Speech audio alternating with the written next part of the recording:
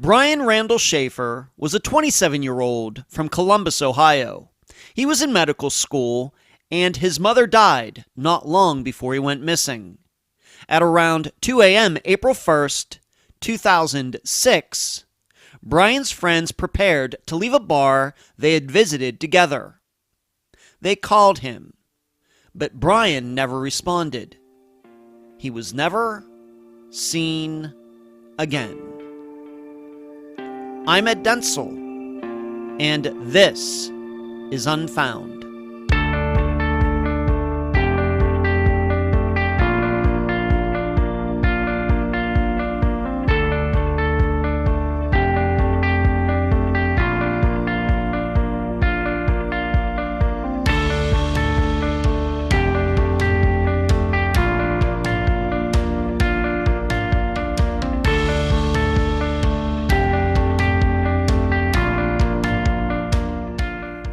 One of the first questions I ever asked, way back in 2016, in relation to missing persons cases, and I think this topic is what put me on the path to start to form my concepts regarding missing persons theory. The question was, why are some disappearances better known than others? What makes a select few get covered by every single podcast and TV show that exists, while all these others are like the people who stand outside the club in the velvet rope line without being allowed to go inside? I'll be honest, I'm still searching for the precise answers. However, there is no doubt I'm closer now than I was back at the beginning of Unfound, despite the topic being a difficult one to understand. Because many guests have said to me, why does that disappearance get all the attention and mine gets none? What makes that missing person so special? My loved one was important too. Why do I have to call TV stations to get coverage when I know these same channels go out of their way to talk to that family? For all those questions, I give them the answer that, well, I'll get into that in my summation.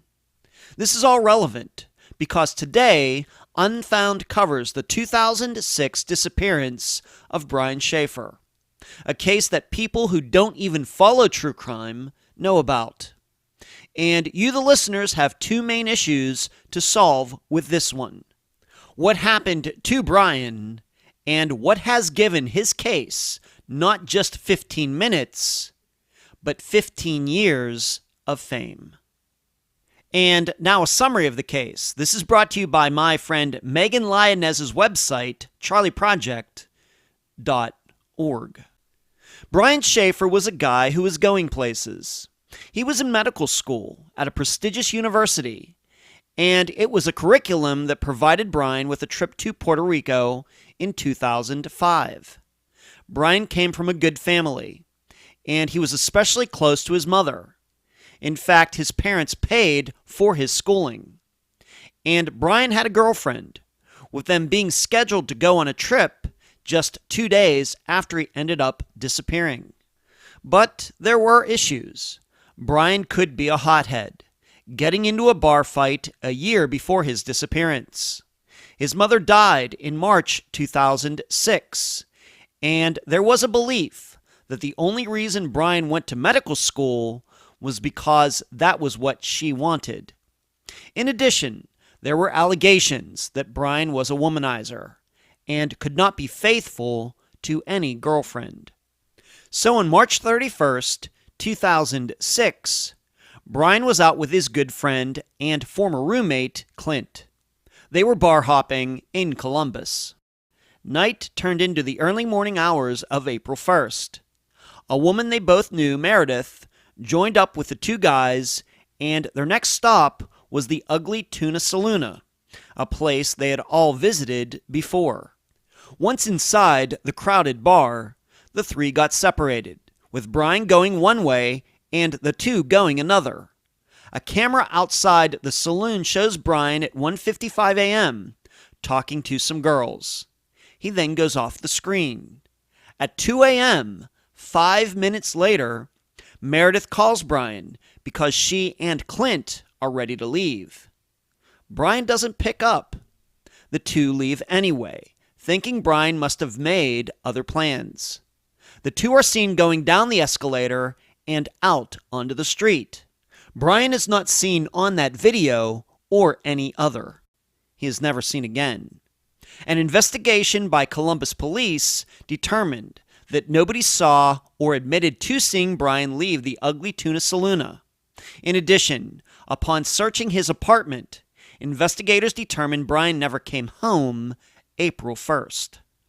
Brian's disappearance is easily in the top 5 of the most well-known disappearances in the United States in the 21st century. It has provided years of rumorizing and theorizing for those who like to do such things since it happened. But here at Unfound, we are handling his case like any other. And that starts by all of you contemplating these 3 questions as you listen to the interview. Number 1, why did Brian never cash a check his father had given to him for his schooling at the beginning of March 2006? Number 2, is Brian not being seen leaving the bar an element of his disappearance, or is it simply some weird coincidence? And number 3, for once, should we take seriously people who claim they've seen a missing person alive years after the disappearance date? The only remaining family member is Brian's brother Derek, who is known to be very tight-lipped about Brian's case. Thus, I cannot give his opinion with any certainty. The guest for this episode is podcast host, investigator, and Brian Shaffer disappearance expert, Kelly Bruce. Unfound News. I will be implementing a couple new items to Unfound's expansive menu. For Patreon members, starting this weekend, I will write the blog, but also read and record it. So if you don't feel like reading, you can just listen. In addition, I will add an audio format to the newsletters, starting with the next one in June. Next, I said I was going to make the Unfound books a priority this year. Why? Because I am embarrassingly way behind in getting them published. But I'm closer to a solution now than I was a week ago. I can't go into the details right at this second, but I think I will have all episodes through the middle of 2020 in book form by the fall of 2021. I think. Finally, this past Monday, I got the first of 2 shots of the Moderna vaccine for COVID-19. I didn't faint. Surprised. Where you can find Unfound. Unfound supports accounts on Podomatic, iTunes, Spotify, Twitter, Instagram, Facebook, Deezer, and YouTube. Speaking of YouTube, on Wednesday nights at 9 p.m. Eastern, please join us for the Unfound Live Show. All of you can talk with me, and I can answer your questions. Contribute to Unfound at patreon.com/Unfound Podcast. This week, I need to thank Marta. You can also contribute at PayPal, paypal.me/Unfound Podcast. I also need to give a huge shout out to all the people who have monetarily contributed using Super Chat during the live show on Wednesday nights. Thank you for watching, and thank you for donating. The email address, unfoundpodcast@gmail.com. Merchandise, the books at Amazon.com in both ebook and print form. Do not forget the reviews. Shirts at unfound-podcast.myshopify.com, or you can track down my assistant Heather in the Facebook group. Playing cards at makeplayingcards.com/sell/Unfound Podcast. The website, theunfoundpodcast.com. And please mention Unfound at all true crime websites and forums. Thank you. I'm so happy to have on this episode of Unfound the person I consider to be the public expert on the disappearance of Brian Shaffer, Kelly Bruce. Kelly, welcome to Unfound. Hi, Ed, and thank you for having me on today. You're very welcome. Let's start here. Let's just talk a little bit about you. As I stated, you are a private citizen. You are not in law enforcement in Ohio, in Columbus. You're a private citizen like the rest of us. Reveal as much or as little about your personal self as you can. Okay. So I originally live in Ohio, and I am the podcast host for Brian Shaffer Dead or Alive, and I am also the creator of the Brian Shaffer March for the Missing. I actually use my background as a skip tracer to investigate missing persons cases in Ohio with a continuous focus on Brian's case. Okay, so would you say that you are a specialist then? You would say that you just were working on Brian's case for several years, and unlike Unfound, of course, we've covered over 200 disappearances over the last 4.5 years. You have concentrated on Brian's disappearance. I absolutely have. I began working with the family advocate for the Shaffer family, Lori Davis, and then I actually ended up being able to communicate with Don Corbett, the private investigator that was hired by the Shaffer family to investigate Brian's disappearance, as well as John Hurst, the lead detective on the case for Columbus Police Department. And did you you do? I'm not going to reveal where you live now, but did you live in the Columbus area? Is that how this all got started, or what? I lived about 35 minutes south of Columbus at the time, and had the Columbus local media channels, and that's how I initially learned of Brian's disappearance. I'm glad you brought that up. Let's talk about that. Of course, we just passed the 15-year anniversary of his disappearance. Do you remember when you were first heard about Brian's disappearance? Where were you? Maybe let's talk about that. I do. I was up late that night, and it would have been a couple days after Brian was reported missing, and my daughter was up not feeling well, and we had the 11 o'clock news on, and the picture of Brian's tattoo of the Pearl Jam symbol came on the screen, and since I have a love for Pearl Jam as well, I decided to take notice and start watching what was on the screen, and that was the moment I learned of Brian Shaffer's disappearance. So very early on, very, very, very early on. Yes. In 2006, April of 2006. Yeah, I would say probably like maybe the Wednesday after he went missing, because he was reported missing on the Monday. Okay, thank you. And what led you then eventually to start, as you've already talked about, the podcast, your research, you contacting all these people? What kind of led you to get so involved? And because, as you know, so many people have covered his disappearance over the last 15 years, but what was it for you that you decided, you know what, I'm going to make this part of my life? So initially I had just became involved because I was planning the Brian Shaffer March for the Missing with Lori Davis. It had been years since there was any kind of event done for him to try to raise awareness, so we decided we were going to do a new event for him. During this process, Lori introduced me to Nicholas West, who was in the process of creating Comeback Podcast at that time. And I just started helping Nick with some of his research, and he eventually asked me to be his co-host on Comeback. And even though the show didn't make it that long, I still wanted to continue with my investigation because there were so many things that we were finding out that had never been reported to the public that I felt it just needed continued. And what approximately what year was this? Once again, to remind the listeners, Brian disappeared in 2006. And what year you started, you talked about organizing this walk or this get-together, Brian Shaffer, his disappearance, and then with Nicholas. What years were those, to put this in a timeline? So from 2006 until probably 2015, I would say I was just like everyone was just reading everything I could online about him and everything.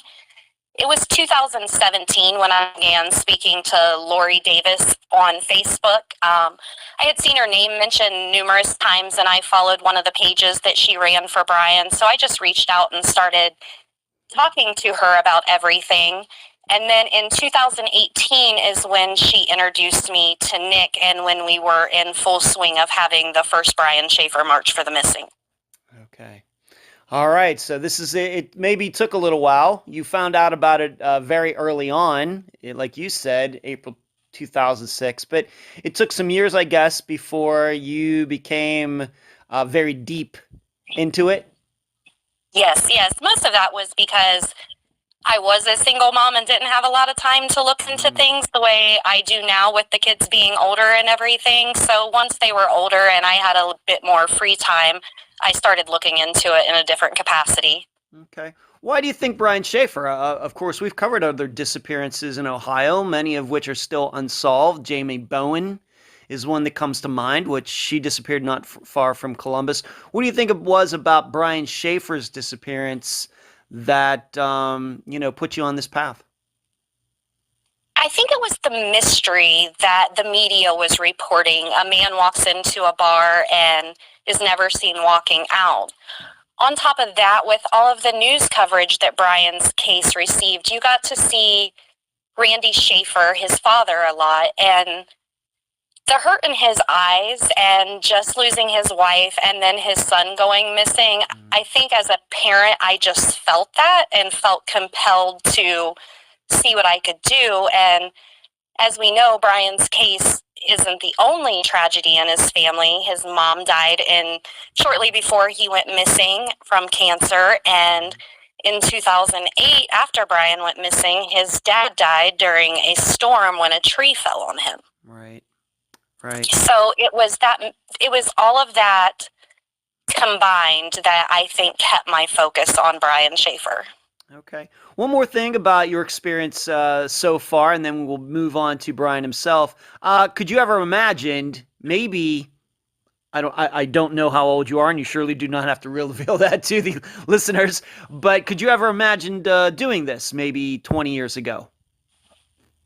No, not at all. I've always been a follower of true crime shows such as Unsolved Mysteries when I was younger and things like that, but no, I never saw myself doing something like this. Okay, thank you.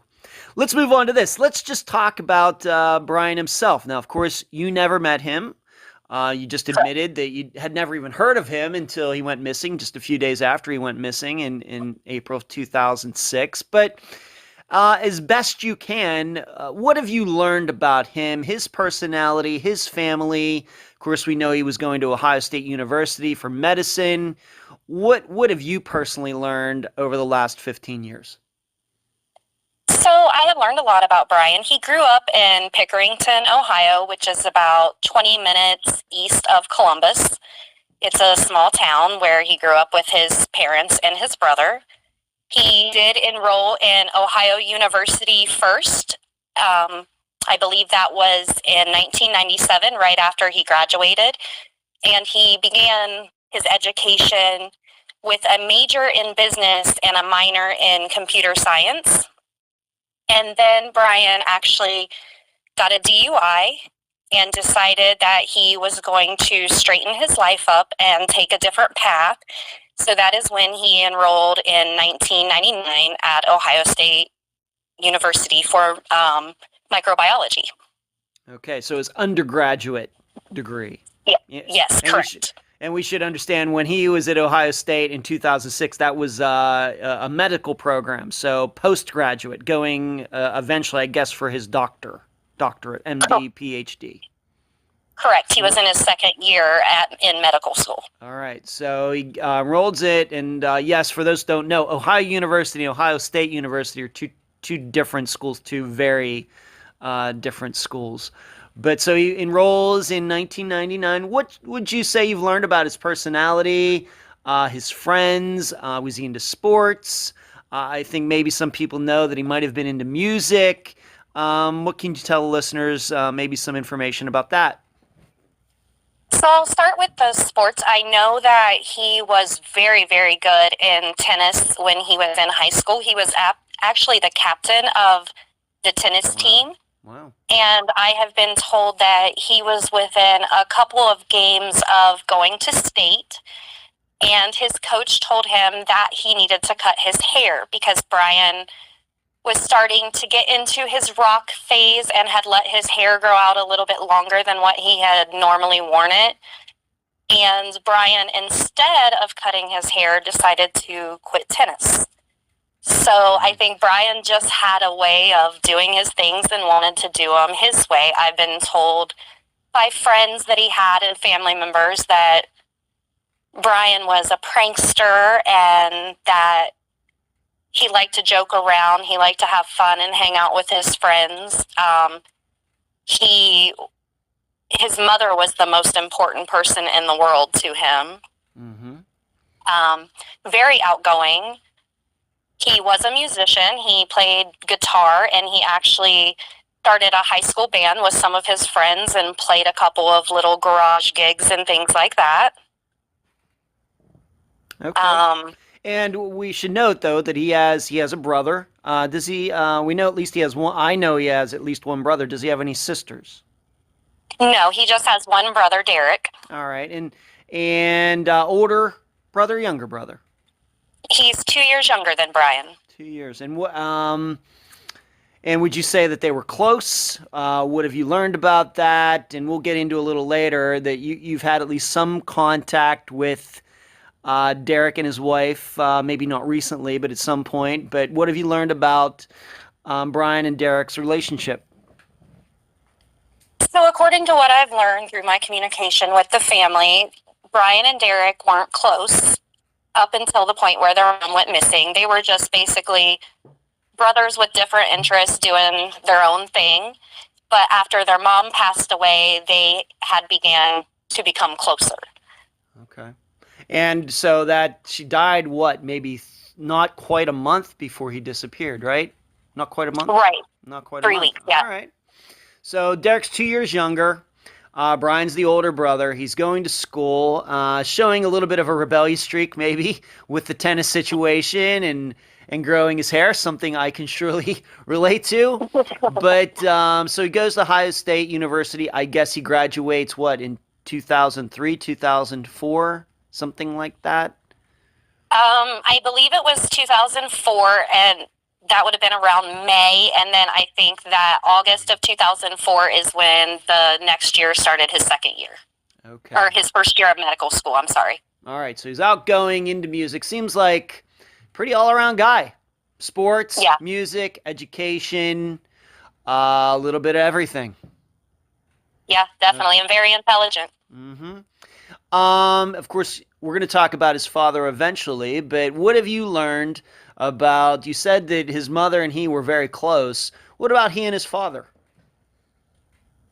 I've not really heard stories that him and his father were very close. I know that there was some issues in the family leading up to Brian's disappearance, just typical family drama, but I've never really heard stories that Brian and his father were close. Right, because I think many people know that after Brian went missing, of course, it seems that Brian's father was everywhere, doing a lot of interviews and everything else. And we'll get into that a little bit later. Anything that you found in your research, anything in his college years, going into medical school, something maybe along the lines of this not wanting to cut his hair on the tennis team, anything that you've kind of discovered, once he got into his 20s, was he still like that? Any proof of that?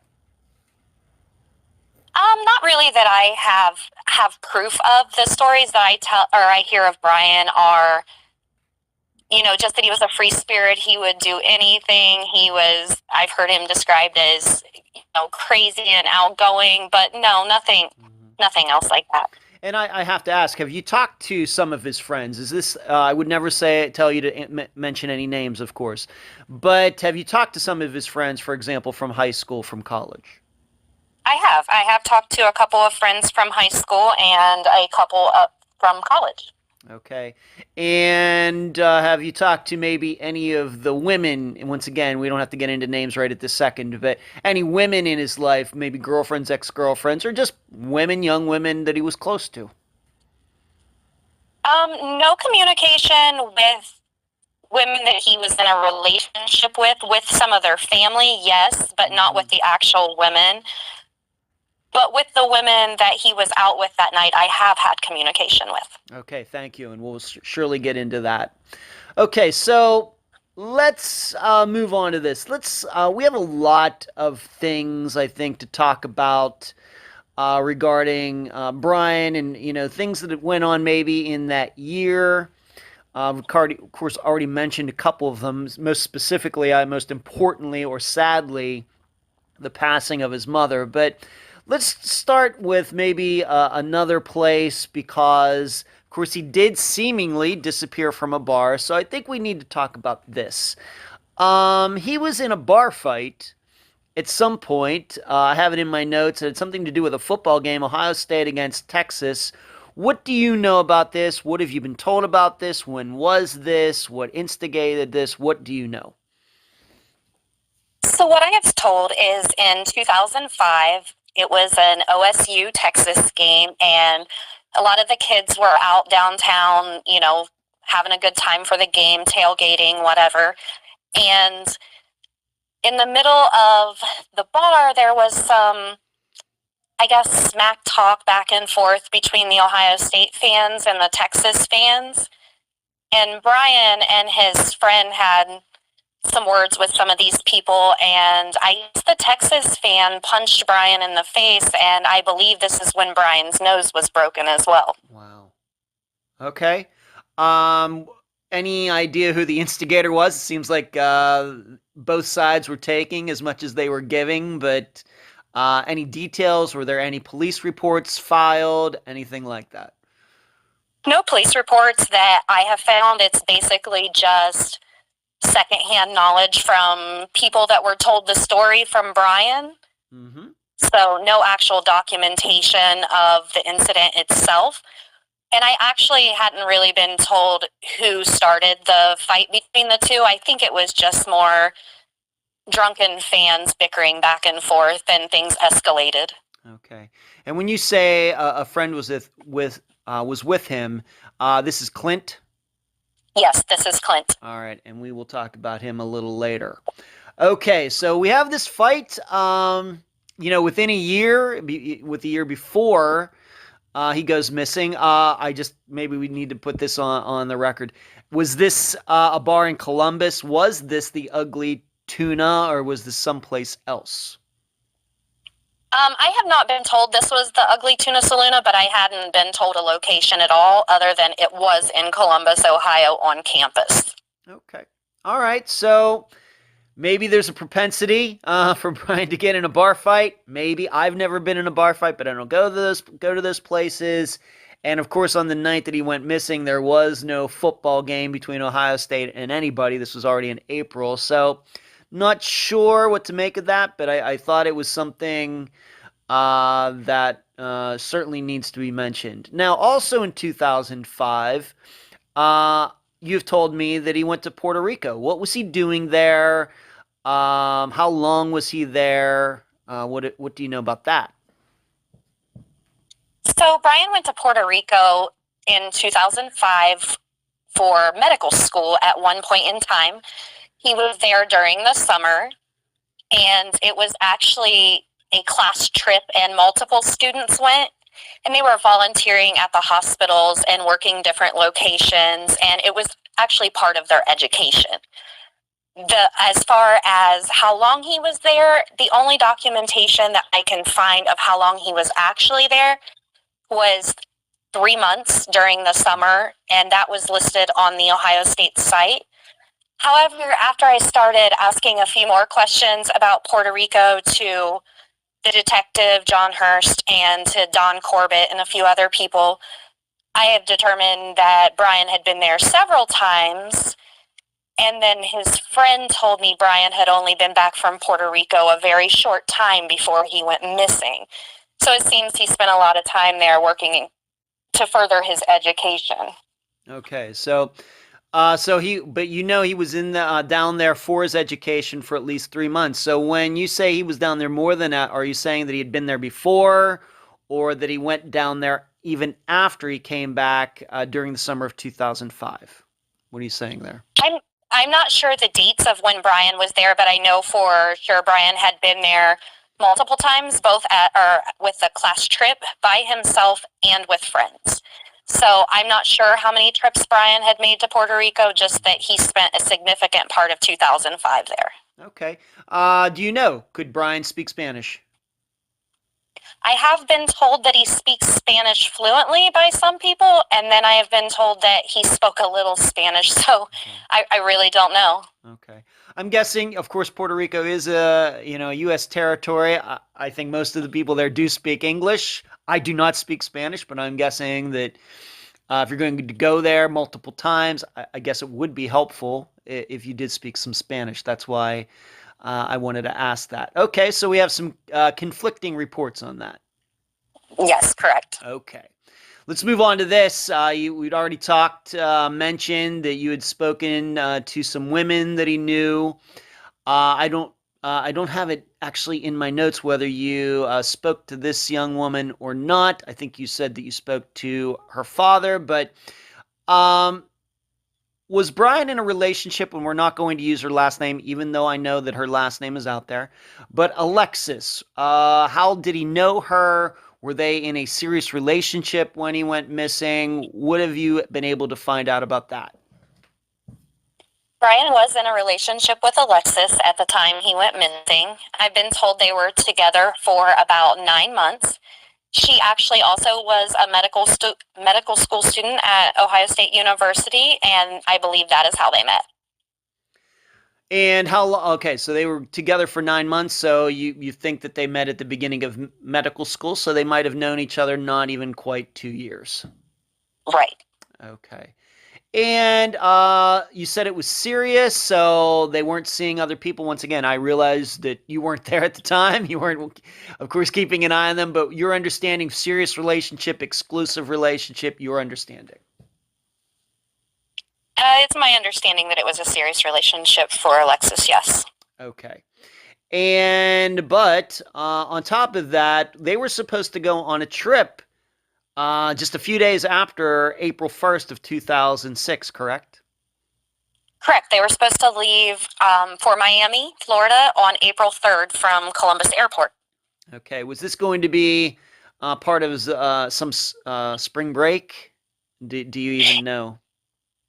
It was actually a trip that Brian's mom had purchased for Brian and Alexa for Christmas, or Alexis, sorry, for Christmas. And she had actually paid for the trip with Brian helping plan it out and everything for their spring break. Wow. So this trip was not like a last minute thing. Like you said, this had been planned since the Christmas before. So December 2005. Correct. So at least like over 3 months, this trip had been planned. Yes, correct. Okay. All right. And his mother had purchased that, and she died in March. And let's move on to that. His mother did die in early of March 2006. Not to get into her entire medical history, but was it sudden? Was it something that, that happened over a period of weeks and months? Did the family kind of know that this was going to happen? What do you know? This wasn't sudden. Renee actually had cancer, and I know that she suffered for a little while, but I don't know the exact time frame on that. So it was something that the family was able to prepare for as much as any family can prepare for death. Okay. Okay. I want to ask you one more question about Alexis, and then we'll come back to, of course, Brian's mother. Being that they were in this seemingly serious relationship, were Alexis and Brian living together at the time of his disappearance? No, they were not. Okay, thank you. Forgot to ask that. So back to Brian's mother. So she had cancer. That's very sad. So she hung on for a while. Dies in early March. The two of them are very close. Has anybody been able to tell you how that affected Brian? I lost my mother in November of 2018. I wouldn't say it was a long time coming. It was at least a little bit sudden. How would you say that Brian reacted to his mother's death? Based on what I was told, Brian was extremely upset by the passing of his mother, but he was still handling it and dealing with it. He was very, very close to his mother. I know that he made a statement to Alexis. This was about a week after his mom passed away, to run away with him. And then about a week after that, he made a statement and told her that she should just move on with her life because he was having a hard time dealing with his mom and everything. I know that Brian was an hour late for his mom's funeral. So, I mean, I think that he handled it pretty much the way anyone would that lost a mom and was deeply hurt by her loss. An hour late for her funeral. Wow. Okay. Yes. Okay. All right. And speaking of his mother, and this is kind of going back to his education, how does his mother feel about his education? Because once again, I've read, but you are the expert. Is there a belief out there that maybe Brian went into medicine, going to be a doctor just because his mother wanted him to? Yeah, actually he did. Brian actually comes from a line of nurses in his family, including his mom. So she was very excited when Brian had spoke about medical school with her, and she was really the driving force behind him going to school because he really wanted to make his mom proud. So he stated that even on his own MySpace, that he just wanted to make his mom proud. That was the biggest thing for him. Mm-hmm. Okay. Maybe I need to ask you this once again, just what you've discovered. Do you think that under different circumstances, Brian would have picked maybe a different career or line of schooling? Well, I think if we believe Brian's own words from his MySpace page, which, you can still find actually the pages to and everything, and he specifically wrote out on there, this doctor thing was only temporary until he got his band together and put a record out, and he was living on the island with his senorita. Okay, he actually wrote that on his, once again, going back to the MySpace days before Facebook, he actually wrote that on himself. He did. Okay. And speaking of his schooling, how was he doing? Being that maybe he was doing this just because his mother wanted him to, I suppose that's one way we might look at all of this. How was he doing in school? How were his grades? That semester, when he disappeared, April 1st, that's, I guess, spring semester of 2006. How were his grades? How was he doing? I have never been told about his specific grades. I have read news articles where Randy had stated that Brian was in the top 10 of his class at one point in time, but I haven't seen that at all. But I do know, based on some records that I received, that Brian's last test score was an 82%. All right, so B minus. Not too bad at all. I would have surely taken more of those at Grove City. Yes. So okay, all right. So it seems like he was studying, even though, like I said, I get the feeling that, and this is even before this interview took place, that you could read in between the lines a lot of things that have been said and written about Brian, is that maybe he was only going into medicine because his mother wanted to. I think. Yeah. And so, but it seems that even if that was the situation, it seems he was studying and getting 82% in medical school, I think, is going to be good for most people. Okay, let's move on to this. His friend Clint, he was there at this bar fight. I think that they were roommates at one time. How did these two know each other? Of course, Clint was with Brian and another young woman that night. But how did Clint and Brian know each other? What have you been told about their relationship from people who know Clint, who knew Brian? What do we know about all that? So Brian's first year of medical school, him and Clint were actually roommates together. I'm not sure if this is how they met or when they've met. I haven't been given that answer of how they actually met, but I assume maybe they were just chosen to room together and started a friendship from there. Clint was also going to school at OSU as well. So they actually were co-eds. So there was numerous ways they could have known each other. Okay. And was Clint going to medical school as well or not? No, it was an actual medical school. Okay. So he was going, taking different classes than Brian was? Correct. Okay. And they were roommates? Yes, they were. All right. About a year. For about a year. But they were not roommates at the time of Brian's disappearance? No, they were not. So Brian was living by himself at the time of the disappearance? Okay. Do you happen to know any reason why even though they were friends, and of course they were out the night Brian disappeared, that they were not roommates anymore? Do you have any knowledge of that, of why? I wouldn't say any proven knowledge, just secondhand information that there was an issue between the two, and Brian decided to no longer room with Clint and got his own place. Okay.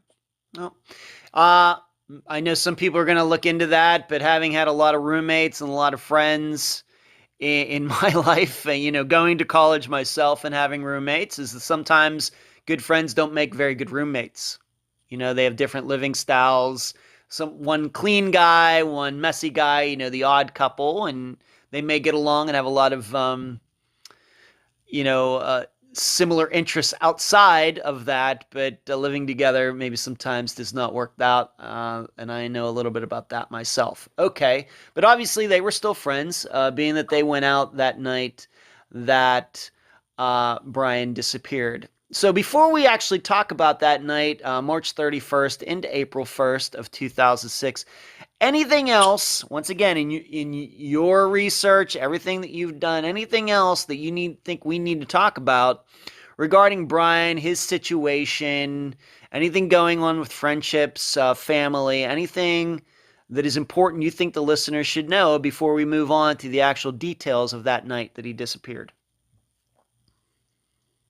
Well, I think it's important for the listeners to know, on top of the sadness and stress of losing his mom, there was a lot of internal issues with his dad at that time, and I think there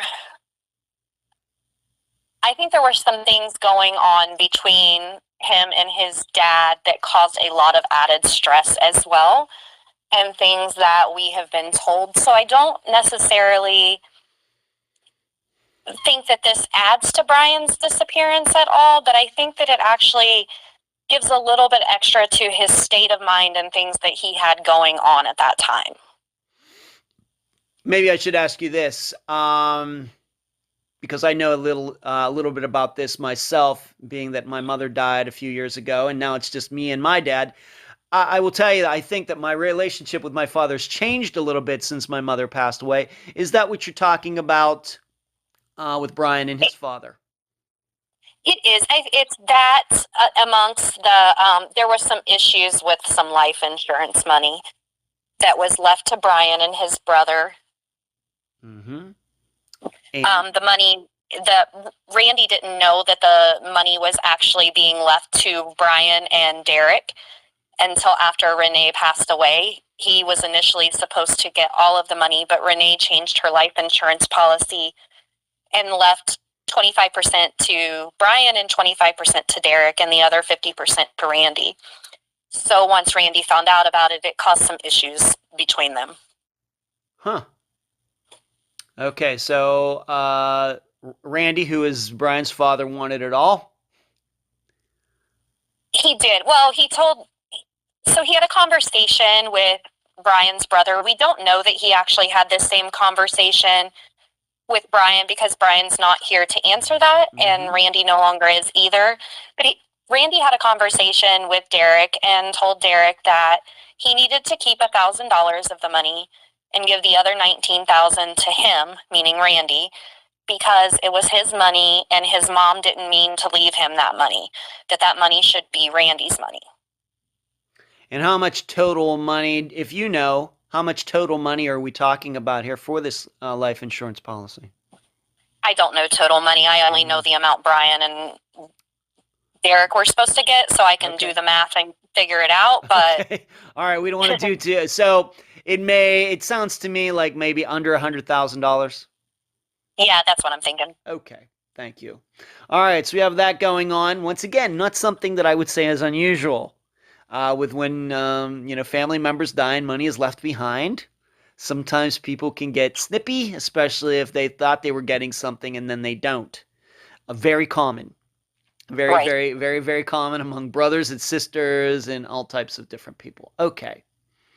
So let's move on to this. Let's move on to that evening, that night, March 31st into April 1st.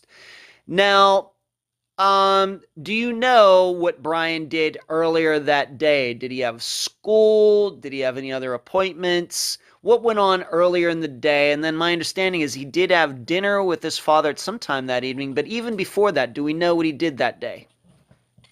He did have class that day, and I believe he had one of his finals that day. And he had been up the night before studying for it. He did go to dinner with his dad at Outback Steakhouse at, I think it was around 6 p.m. that they went. It was in Reynoldsburg, Ohio, which is pretty close to Pickerington, where Brian grew up. And then afterwards, Randy dropped Brian back off at his apartment, where Clint came over, and Brian and Clint were getting ready to go out for the night. But the two had a beer or two standing in the parking lot, or the parking lot and the apartment, I have heard, and had a couple of drinks together before the boys left to go out for the night. Okay. And would you, once again, I realize none of us were there except Brian and his father. Did it sound like that was a nice evening that they had, even though maybe this money thing was going on? Did it sound like they had a cordial get-together? I've not really heard many details of the get-together, but I know that Brian had called to invite Derek to go out to dinner with him because he didn't want to go to dinner by himself, because he assumed it was going to be a fight about the money, again, is what I was told. Okay. And I guess Derek didn't go. It was just the two of them. No, he didn't go. Derek already had plans with his now wife to go to a comedy show. Okay. And after Brian went missing, did Randy, once again Brian's father, ever talk about their discussion, their get-together that evening, about what went on? Not that anyone has ever told me. Okay. So they go out, they come back, Brian gets dropped off at his place, Clint comes over, they have a couple beers before they go out, and what goes on from there? So Brian and Clint walk from Brian's apartment, the short, I would say maybe 7 blocks, to the Ugly Tuna Saloona, and this is between 9:15 and 9:30 p.m., and that's where they start their evening, is at the Ugly Tuna Saloona. And they go in and have a couple of drinks and hang out for a little bit before they leave and go bar hopping at a few other bars down around the campus area. And then after, I believe it was around midnight, so it was just the two of them until midnight. And then around midnight, Clint's friend Meredith came to join them, and they made their way back to the Ugly Tuna Saloona, and that is actually where they ended their night. Mm-hmm. So Meredith kind of met up with them like halfway through the night, or later, yes, more towards the end of the night. And Meredith, you said that she is friends with Clint. Did she also know Brian very well? Were Clint and Meredith maybe a couple? Were they just friends? Who is Meredith? So based on what I have been told, Meredith was a co-ed. She was not in medical school, that thought Brian was very attractive and had maybe a crush on him. But Brian didn't reciprocate those feelings. But Clint did have those feelings for Meredith, and he actually called Meredith to invite her out that night, trying to continue what he was wanted to do and have a relationship with her. So, yes, both guys knew her, but she was more Clint's friend than Brian's. Okay. So Clint and Brian go to the Ugly Tuna once. They leave around midnight. Meredith meets up with them where? Do we know? We do. It was at Brothers Bar, another bar very close to where they were. Mm-hmm. And I was told that they both had a couple shots there before Meredith joined them, and then Meredith used her car to actually drive them back to the Ugly Tuna. All right, so the three of them go over there. She's driving, and maybe they have a couple in them, so that's good that they weren't driving. They make it back over to the Ugly Tuna, so this is the second visit that Clint and Brian are making to that place in the same night. And I want to ask you this. I think this is a very important part. Once again, in what you've figured out over all of these years, was the Ugly Tuna a place that Brian usually went? Was this a popular hangout? I realize there's probably a multiple amount of bars in the area. It's a big college town, Columbus. A lot of different places people are going to go depending on what they like. Was this a popular place for Brian to go during his school career? I was able to find out that Brian had been to the Ugly Tuna Saloon a couple times before. It was a newer place because the Gateway Film Center, where the Ugly Tuna Saloon was housed at the time, it was actually in a pretty rough neighborhood. So they were doing this whole revitalization to make the neighborhood more safe with more things to do for the kids on campus and things along those lines. So it was a fairly new place, but it was very popular. They had live music. They had these big $5 fishbowl mixed drinks that you could get, and it quickly became the hangout for the college kids. Wow. Okay. So if I were to say that Brian had been there at least 5 times before the night he went missing, would that be close to the right number? Could be a little more than that, but about 5 at least? Yeah, I would say at least. All right. So he's at least fairly popular place for him. Knew where it was, had been in there many times. And so this night he's going back there to a place that he'd been at least a few times before. Okay. So, and Meredith drives back over there. Obviously, they find a parking place somewhere. Do all three of them go into the Ugly Tuna together? Of course, many people now know that the Ugly Tuna is up on the second floor with this well-known escalator. It's probably the most viewed escalator in the history of the world. It's on the second floor, but do they all go in together? They do. They all come up the escalator together at 1:15 a.m. and head into the bar.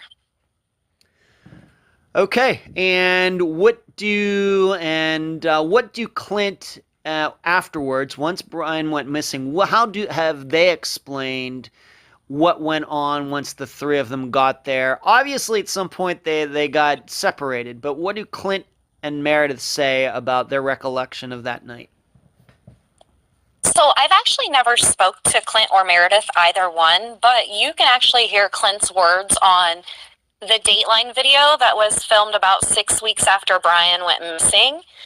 And he stated that Brian said that he was going to go talk to the band and that he just didn't come back and they didn't see him. And Meredith stated the same thing, that he said he was going to talk to someone and then just never came back. There isn't a lot known of what Clint and Meredith really thought that night. Okay. We should maybe state this. March 31st, 2006. What day of the week is it? It's a Friday night. All right. So that place is hopping. A lot of people. Yeah. It was the start of spring break as well. Everyone had just finished their finals. So a lot of people had made plans to go out with friends that weekend and do the normal bar crawl thing. Okay. Speaking of Meredith, and being that she did meet up with them, what you understand, if it is known, was it planned that she was supposed to meet them, or was that like a spur of the moment thing where she maybe just called Clint and said, "Hey, where are you guys? I want to meet up." Do you even know? It was not planned for her to be there. Clint actually called and invited her out later in the night. Oh, okay. So it was just the two of them, and then Clint called her, and she said, yeah, I'll come out and hang out for a while. Correct. Okay. All right. I have to say, it does seem to me, once again, the way you've explained it, is that maybe Clint's interested in her, but she has the hots for Brian a little bit. Maybe, I don't know if it's a love triangle, but some sort of relationship triangle going on there. Yeah, I think so. I don't think that Brian really had the interest in Meredith based on what I have heard, but I definitely have heard that she had that interest there for him. And I do know that Clint and Meredith had a short relationship even after Brian went missing, even taking a trip to Cedar Point 6 months after Brian went missing together. Okay. So I know they had a bit of a relationship. Okay. And maybe just to remind the listeners, being that she drove them over there, how did Brian and Clint get to the place where she met them, being that she had a car? They walked? They did. Down there with the bars in the campus area, it's like the bars are pretty close together, so you don't have to walk very far to go to each one. Okay. Now, was there a firm plan? I realize, once again, you stated that Clint, you've not spoken to Clint and Meredith, and there are some very good reasons for that, that we will surely get into. But did they have some sort of plan? They were going to be there until closing, just there for a little bit, see if anything was going on. Any ideas? Not that I have heard that there was any plans of what time to leave or what time they were going to leave or anything along those lines. Okay. And what was the closing time that night? So the closing time in Ohio for that bar was 2:30, with last call being between 2:10 and 2:15. Okay. All right. So as you've explained, they get there and they get separated. And it sounds to me like Clint and Meredith are stating that as soon as they get there, Brian gets separated from them and they never see him again. No, that's at the end of the night. Mm-hmm. Throughout the process, I actually got this information once I started speaking to the two girls that we see on the escalator footage that we'll get into Mm-hmm. with Brian. And I actually was able to find out that Clint was the teacher's assistant for Amber, who was one of the girls, and she was there with her friend Brighton. And when Clint and Brian and Meredith came into the bar, Clint came up to the girls because he recognized Amber to talk to them, and they all just kind of hung out by the bar for a little while. Mm-hmm. Okay. And then somehow Brian got separated from them. Yeah, so the girls told me that Brian was supposed to walk them out to their car that night, so I think that was the reason for the initial separation from Brian walking away from Clint and Meredith. Okay. So how big is this Ugly Tuna? Big place, small place? That's maybe just, is it, everybody think maybe has a general idea of like a McDonald's. They're all about the same size, kind of a cookie cutter all over the United States and the world. Ugly Tuna, bigger or smaller than a average McDonald's? Probably about the same size, a little smaller. It was a very small bar. Mm-hmm. One corner of the room, you can pretty much see every other corner of the room and everything. However, it was always jam-packed with a lot of people that might make it a little more difficult or obstruct your view a little bit. But no, it was a small bar. Okay. All right, let's move on to this. So Clint and Meredith, at some point, they decide to leave. How long are they there before they decide they're going to leave? So Clint and Meredith are seen on the escalator at 2 a.m. going down and leaving. And then at 2:01 a.m., Meredith actually used Clint's phone to call Brian. Mm-hmm.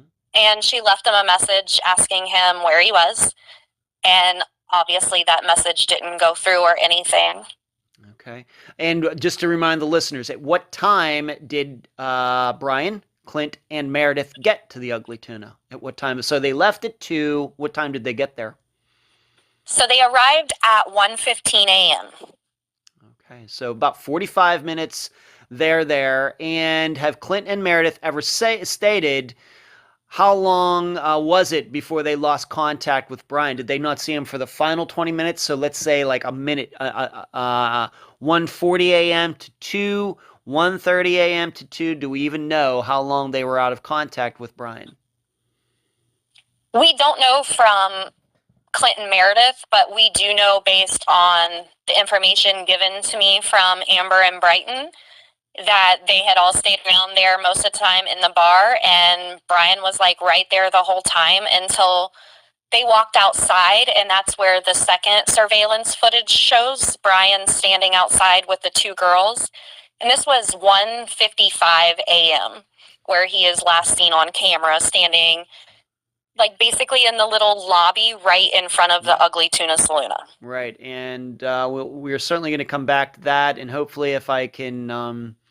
I know the video is online. I don't know if I'm going to have permission to put it on the Unfound Podcast channel on YouTube, but if I can, I will surely do that. But I do not want to infringe on anybody's copyrights or anything like that. Hopefully we can do that, or maybe get a screenshot or something. So what you're saying is they're in there. At some point they get separated. 1:55 a.m. Brian is seen talking to these two girls, one of whom Clint knew. He's talking to them. You see him go off camera. Then a few minutes later, it's Meredith and Clint come out, go down the escalator, but they claim that they never saw Brian in those 5 minutes. Between Brian seeing those girls and Clint and Meredith leaving, they never crossed paths with Brian. They didn't, and actually the timeline is a little bit shorter than that, because now with my work and speaking to Brighton, we know that when we see Brian and the two girls walk off camera, that they walk off camera and Amber and Brian stay out in that little lobby area while Brighton goes inside the bar to use the restroom before we leave, or before they leave. They knew that Brian was still standing there, and we know that the girls were seen on camera leaving the bar between 1:58 and 1:59 a.m. And Brian was still standing at the top of the escalator at that point in time where they had been standing. So those girls just out of the view. Those girls just basic. So the girls say they just left, and they left Brian standing there. They did. He was supposed to walk him out to the car, but something had changed Brian's mind, and he decided not to. But neither girl can recall why he did not walk him to the car, so he just stayed there. At around 1:58. Correct. All right, and then 2 minutes later, Clint and Meredith come down that same escalator. They don't see Brian. Correct. All right, so we're talking 2 minutes. Yeah. Now, granted, there are a lot of people, and I think we maybe all been at some restaurant or bar or something like that where you find out later maybe a friend's there and we never saw that person. But the way you've described the Ugly Tuna, not that big of a place. Of course, a lot of people are more going out, not coming in. And maybe even Brian had the idea that Clint and Meredith wanted to leave around 2. And still, something within those 2 minutes, and of course I think that's the entire key to this disappearance, what happened in those 2 minutes. Right. To the point that even a minute later, 2:01, Meredith texts Brian, and he never replies. These two girls, what have they said about Brian's demeanor? What did they talk about? What, when we see them on camera, there's no audio. What were they talking about? So I get a lot of information from the girls. They told me that, Brian seemed in good spirits. He did mention that his mom had just passed away to one of the girls. But he seemed like he was having a good time and talking to everyone and kind of just mingling around with everyone. They didn't see, and of course they didn't know Brian, and that was the first night they met him, but they didn't think that anything seemed off with him based on his actions that night. Okay. But for some reason, he said he was going to escort them out to their car, and he didn't do so. He did not. And a lot of this came, he was flirting a lot with Brighton. Mm-hmm. And she actually put her phone number in his phone that night. And he had actually even, kissed her neck and things like that based on what she has told me. So I think that it was anticipated that he was going to walk them out to the car, but neither girl can recall a lot of information because they both told me that they were pretty heavily intoxicated that night. Okay. So we know that, of course, Meredith and Clint went down the escalator. We're going to come back to them in a moment. We know these two girls went down the escalator, but of course the big issue regarding this disappearance is Brian is never seen going down the escalator. But I think we need to establish something. How far into the future did investigators or anybody else look at that video? Did they go to 3 a.m.? Did they look at this video that everybody now knows about till 3:30, 4, 5 a.m.? Did they really take that out, or did they just look at 2:30 and say, hey, this guy never left? What do you know about that? I was told that CPD collected footage from all of that day at the Ugly Tuna Saloon, as well as a few days after Brian's disappearance. So I believe they collected it for the Saturday and Sunday after his disappearance. Okay, but I just need to ask you this specifically. That video that now everybody is familiar with that knows about Brian's disappearance, they can find it online, where Brian is seen with those two girls. That particular video, how far did they watch every second of it, through even into Saturday, into Sunday? Is that what you're saying? So, yes, I was told that they took all of the surveillance for the few days, the day of his disappearance and a few days after, and one of the detectives at Columbus Police Department took the footage home and put it on his projector in his basement to project it onto the wall to make all of the people life-size, so he could follow each person that went into the bar to make sure that they were seen on camera leaving the bar. And he states that every single person can be accounted for that walked into the bar except for Brian. Now, we're going to talk about this a little bit later, though. There is reason to believe that that's not the truth, though, right? I think that there could have been some issues with looking into. I think they looked into it, but I'm not so sure it was looked into to that depth. Okay, we're going to approach that topic again. All right. For sure, because I think we'll get into this a little later. I'll just leave it at that.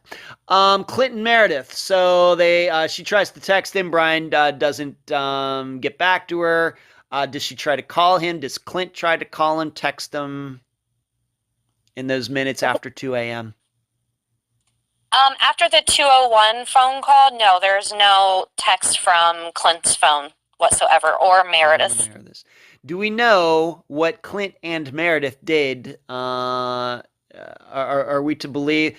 I guess, let me ask you this. In that video, does it ever show Clint and Meredith ever coming back up the escalator to see if Brian is still in the Ugly Tuna when he doesn't get back to them? No, it does not. Okay. So what do Clint and Meredith, to your knowledge, what do they do for the rest of that night? So I guess they just leave Brian there, if he's still there, and they just leave. What do they do? So Clint was actually house sitting for the professor that he was a teaching assistant for in Clintonville, and Meredith and Clint actually went to the house in Clintonville and spent the night that night. Okay, and Clintonville, how far from Columbus? For people who don't know the area, where is it? How far from the Ugly Tuna, etc.? It would probably be about 35 to 40 minutes, I would say, from the Ugly Tuna Saloon. All right, so not close. Yeah, not super close. All right, so not just a 5-minute drive down the street. They were going out. All right, and just the two of them. Yes, just the two of them. Okay. And they were CPD actually followed them on camera leaving the parking garage and were able to use some of their surveillance footage on High Street to see them going the general direction that they should be to go to Clintonville. Okay. At any time during that drive out there, no more calls or texts to Brian from either of them? No. All right. And do we know when Clint or Meredith did call it, and who was it? Was it Meredith or Clint that tried to contact Brian at 201? Meredith called from Clint's phone. Okay. And do we know the tone of that message? Do we know what she said? Has there been a recording of it? Has she ever told anybody, what she said on that message? She did. She said in her statement, and they were able to verify as well that she said, "Hey, where the hell are you?" All right, so that sounds to me like she kind of felt like they got stood up.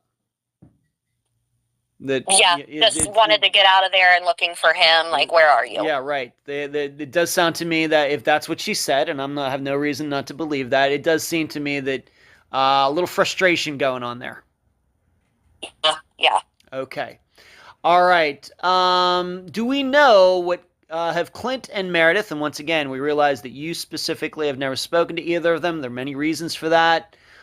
Frankly, Clint and Meredith haven't spoken to many people over the past 15 years, but have they ever expressed what they were thinking at the time when Brian couldn't be reached? What were they thinking? So based on videos that I have seen from Clint, he stated that Brian had a history of just kind of walking off and doing his thing, so he assumed that that was what had happened. And he also stated in the same video that he worried that Brian might have ran his mouth to the wrong person because Brian had a history of running his mouth, according to Clint. Right. We know about the bar fight from the year before. Mm-hmm. Right. So Clint was saw that firsthand. He was there.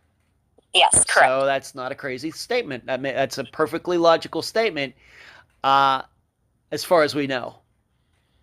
Right, correct. Okay, but also, on the other hand, if he was thinking that, it is a little strange that they maybe didn't go back and try to figure out what's going on.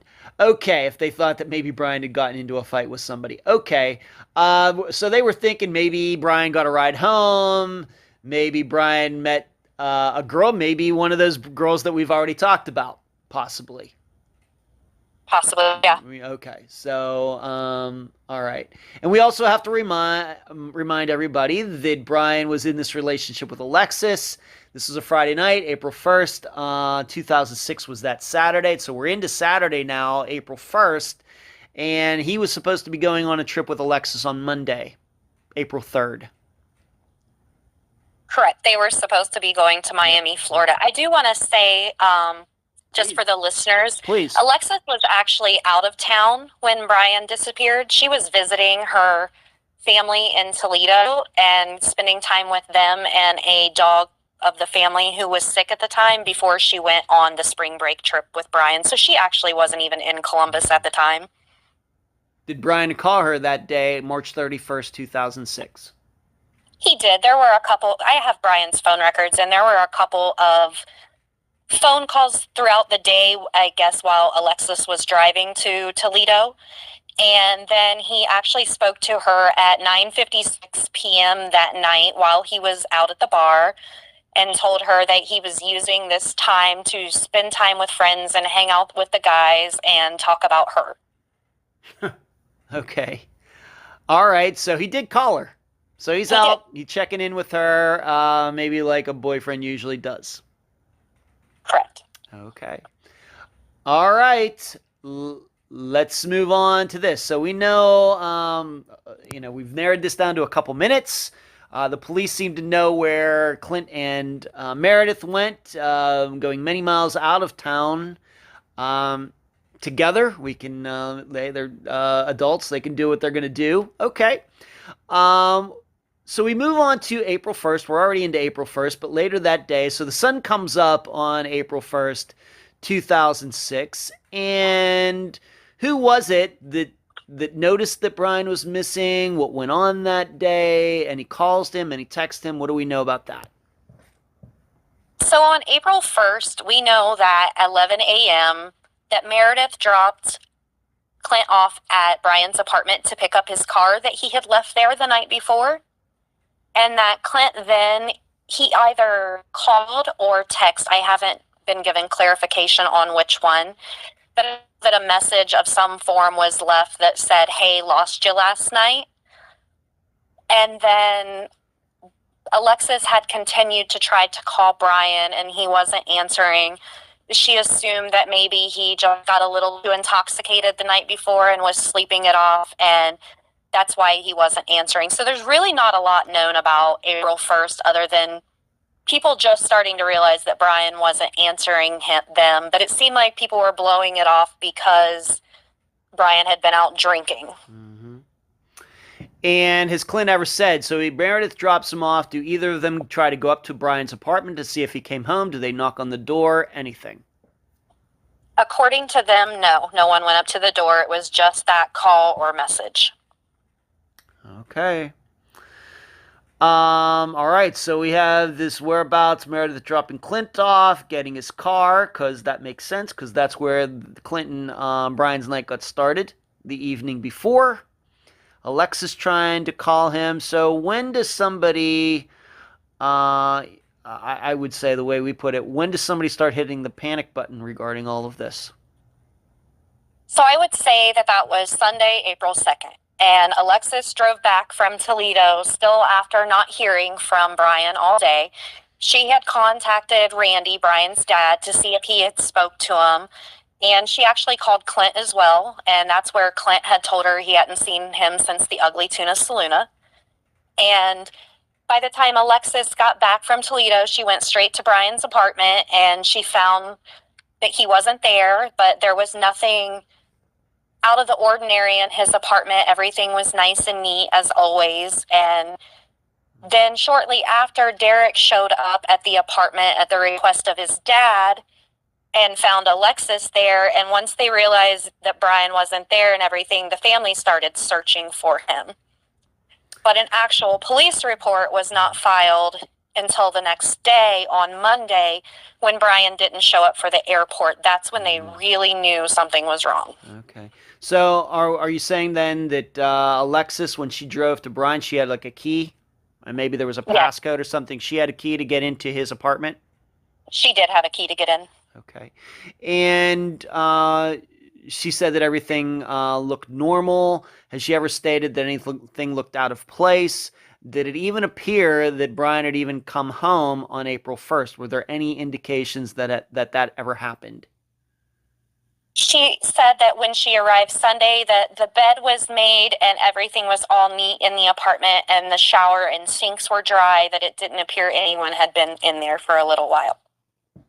Okay. So once again, no indications that Brian had come home. For example, the clothes that he's seen wearing in the video, they're not on his bed, on the floor, in the hamper, or anything like that, as an example.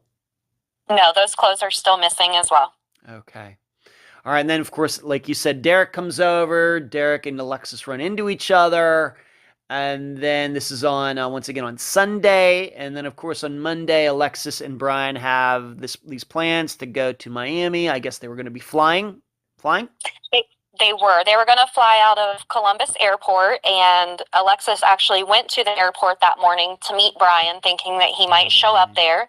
And when he didn't, that's when her and Randy went to Columbus Police Department to file the missing persons report. Oh my, what a thing she must have gone through. Oh my.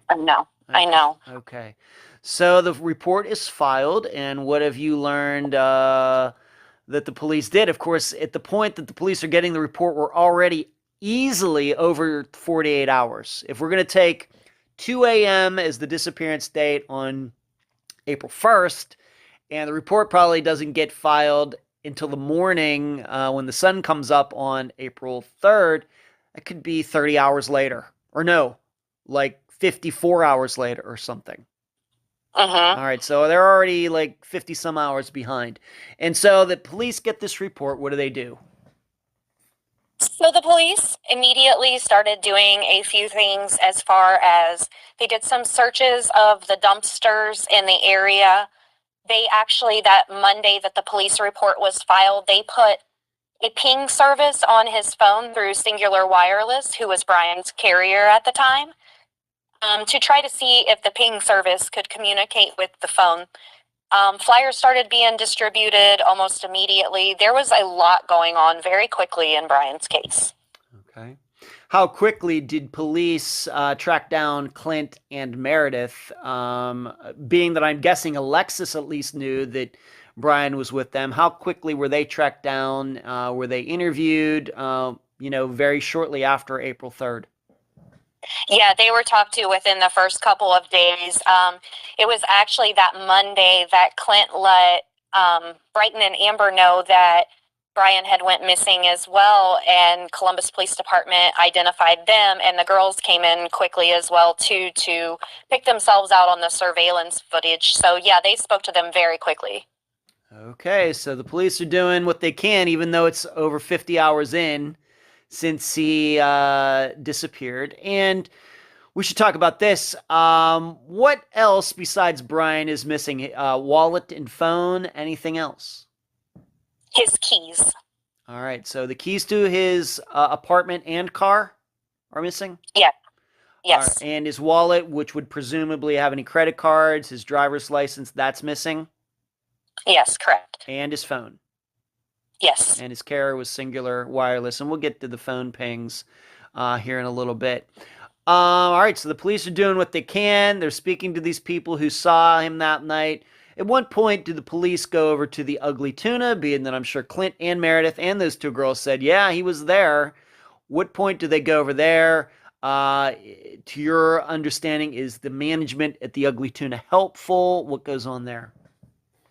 So to my understanding, the bar staff was very helpful as far as speaking to officers and things like that. They interviewed close to 100 people, I believe John Hurst told me, in the initial days of Brian's disappearance. So it was really quickly when they started doing that. The police took dogs in within that first week to the Ugly Tuna Saloon, some search dogs first. Randall Shaffer actually hired a set of dogs himself that were taken in shortly after Columbus Police Department had their dogs in there, and then cadaver dogs were brought in as well. And that was all within like a week and a half of his disappearance. The listeners know how I think that dogs get it way more wrong than they get it right. Any clues, anything at all that the dogs hit on? So the way it was said to me is it appeared that the dogs hit on a scent in the construction area. So they moved some piles of dirt around that were there. And because it wasn't exactly a major construction area where it was dangerous, it was more the bottom floor of the building that housed the Ugly Tuna Saloon was being partitioned off into individual retail spaces. So it wasn't like major construction down there, but they moved the dirt anyways just to make sure. And then outside of the building, the dogs picked up a scent behind the Wendy's, which was at the time right next door to the Ugly Tuna Saloon. It's no longer there though. And the dogs followed the scent down just a little while to an abandoned factory, and that's where the dogs lost its scent.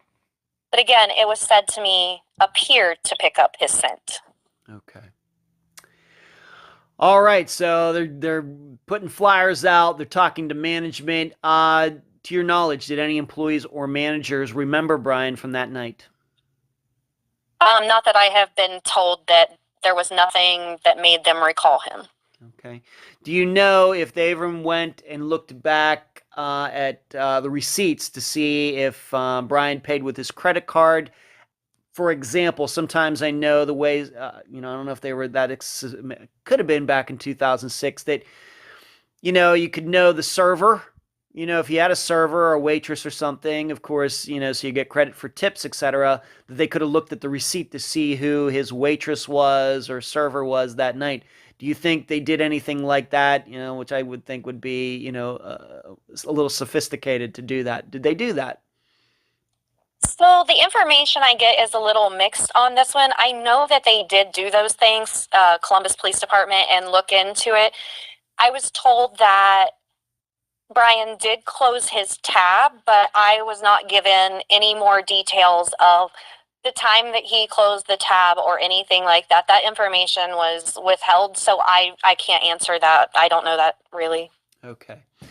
And you've mentioned John Hurst. He is a part of the Columbus Police Department, or he was? Yes, he was. He was the lead detective on Brian's case for many years, and he retired just a couple years ago. Was he the original person put on Brian's disappearance? He was. He has been in charge of it since the beginning. Since April 3rd, when the report was filed. Yes. All right, so you've had many conversations with him, I know, and we'll get into that a little later. But when you mention his name, he was the guy that first got the report regarding Brian's disappearance. He's not the person that took the report, but he was the lead investigator on his He disappearance. became Yes. responsible for it. Yes. Okay. All right, so they went to the Ugly Tuna, and we're going to get into the entrances and exits,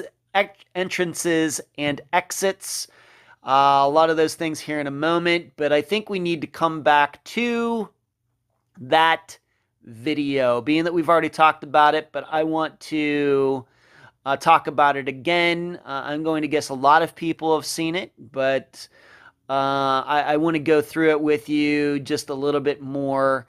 What does the video show? Just talking about Brian being seen on the video. What time is he first seen on the video? And what time is he last seen on the video? And what is he during the time? We've talked about these two girls, but let's just do it again. What time is he seen on the video? Towards the end there, like I said, getting close to the 2 a.m. time. And when is he last seen on the video? And what goes on? What does it show? Okay, so that very last video, it is 1:55 a.m. I believe it has like 46 seconds on the clock. And he is outside of the bar talking to the two girls.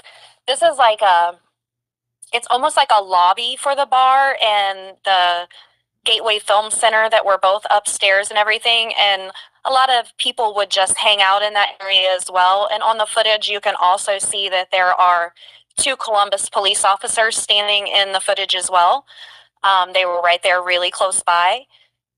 Brian and the 2 girls then walk off camera, and Brighton goes into the restroom and uses the restroom while Brian and Amber lean against this faux wall that was built. That's not on the video, though, correct? That's out of sight of the video.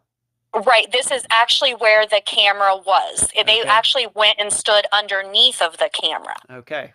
So it wasn't actually picking them up. So this was the last time Brian was seen on camera. There's not been any other footage released or talked about, to my knowledge, that shows Brian anymore. All right. So total time Brian is actually on the camera, in seconds or in minutes, how long? Roughly. I would say that they were out there maybe 5 minutes total, but on camera, we actually see him for less than a minute. Okay, and this is, once again, going back to what you already talked about. Brian was flirting with one of the girls, and he had said, well, I'll escort you to your car, but then when she came back out of the restroom, they're together, and then Brian's just gone. Well, no, he was still there talking to her friend. They just don't know why he decided not to walk down with them. Okay, so there was never a conversation. Well, it wasn't like, well, I thought you were going to walk us to your car, and he says, no, I got to go to the bathroom. I got to go eat. No conversation like that. No, the girls couldn't recall. They said that they actually didn't recall much of the communication from that night back and forth. All right, once again, because they were drunk. They were very heavily intoxicated based on their words. Okay, but there is proof I guess on that video, even though I'm not sure any of us have seen it, that they left by themselves without Brian. Correct. Okay, so he's on this video less than a minute, and being that you already brought this up, I think we need to talk about this because I have in my notes. Once again, the big mystery, I think, the reason that Brian's disappearance, of course, a lot of young men go missing. It's a very common demographic to go missing. But I think what has continued to catch everybody's imagination about this is how does somebody go into a building and there's no video of that person coming out? And maybe you remember this, Kelly, from several years ago, that I think it was on the campus of Yale, where there was some woman who was a student who was a chemistry major or something, and she actually got attacked by a fellow student. That's the way I remember it. And there was video of her going into the building, but her never coming out. And it eventually, once they did a search of the building, they found her stuck in some cubbyhole and she had been murdered. Do you remember that, Kelly? Does that ring a bell? I do remember. I can't remember her name, but I do remember the case. I remember her being Asian, but Yes. I can't. Of course, the young man who did this was caught, and so I think people start going in that sort of direction. Well, I know about this young woman who disappeared, and she was eventually found stuffed in this little cubbyhole, and she was murdered, and maybe they start thinking that about Brian's. But I have it in my notes that regarding that night, there is a belief that Brian was not the only one who was seen going into that bar but not coming back out. You've told me in a prior conversation that as many as possibly 30 people could have gone into the bar that night and then left in a different exit. Is that true? That is true. There was a downstairs exit. It was still on camera, but it was an exit that housed like the trash, and it was also where the bands would bring their equipment in to play the Ugly Tuna Saloona, or the businesses upstairs would receive deliveries from there. So there was another exit downstairs that it was on camera, and it shows those people leaving, but they did not leave the way that they came in the bar. So somebody could have come up the escalator to the Ugly Tuna and then left a different direction in a different way. Correct. And we know that several people did because, like I said, we know that around 30 people left with the band to hang out and go to some after party. Okay, so what we're saying is just because it doesn't show on that, once again, the video that everybody knows, just because it doesn't show Brian leaving down that escalator that everybody's seen does not mean that he couldn't have left some other way. Correct, because both of those exits were on camera, but there were several more that you could get out without being detected by the camera. There were cameras that were malfunctioning that were supposed to come on and pan into the door as soon as it opened and take either 3 or 5 still shots. I can't remember which one. And that one was malfunctioning. There was another camera that was actually being monitored by someone from the Gateway complex, and he actually overrode the camera, the operator did, so he could use the camera to check out girls that were around the area. That's nice. So there were a lot of areas where you could have went out of that building without being detected by one of the Gateway security cameras. I guess what I'm saying here is this police officer said he took the video home and watched it and blew it up to life size and everything else. What we're saying is it's very possible that there are other people, but because who also went up were shown going into the Ugly Tuna, but weren't seen coming out. But those people didn't go missing. The only reason we think about we even know about this is because Brian went missing, and it very well could be that Brian was a host, was part of a large group who was seen going in and not coming out. Is that possible? Yeah, I would say that that's possible, that Brian could have went out that band exit, yes. All right. So I think this, once again, even for myself, and I'm not an expert on his disappearance. You certainly are, Kelly. That I know that I've gotten the impression over the years that Brian was the only person who went into that bar and was never seen leaving, but that's not true. Well, no, it's not true. What they meant was, when they said that, they were saying that he was the only person not seen leaving, but they didn't mention that there was more footage for that back door where they could see people leaving.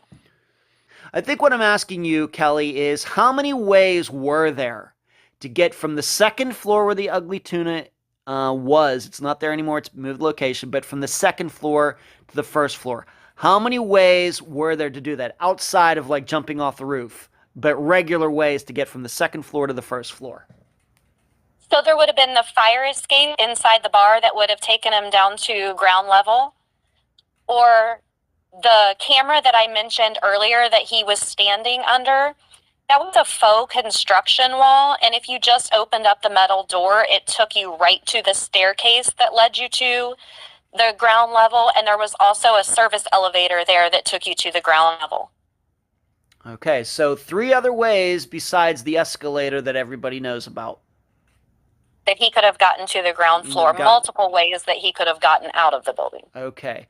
And so when this cop who says he took the video home and to watch everybody coming in and coming out, and I'm going to, my experience in disappearances, over 200 of them, to think that a police officer took that home and to watch all of that, it sounds a little of an exaggeration to me. Once again, my experience.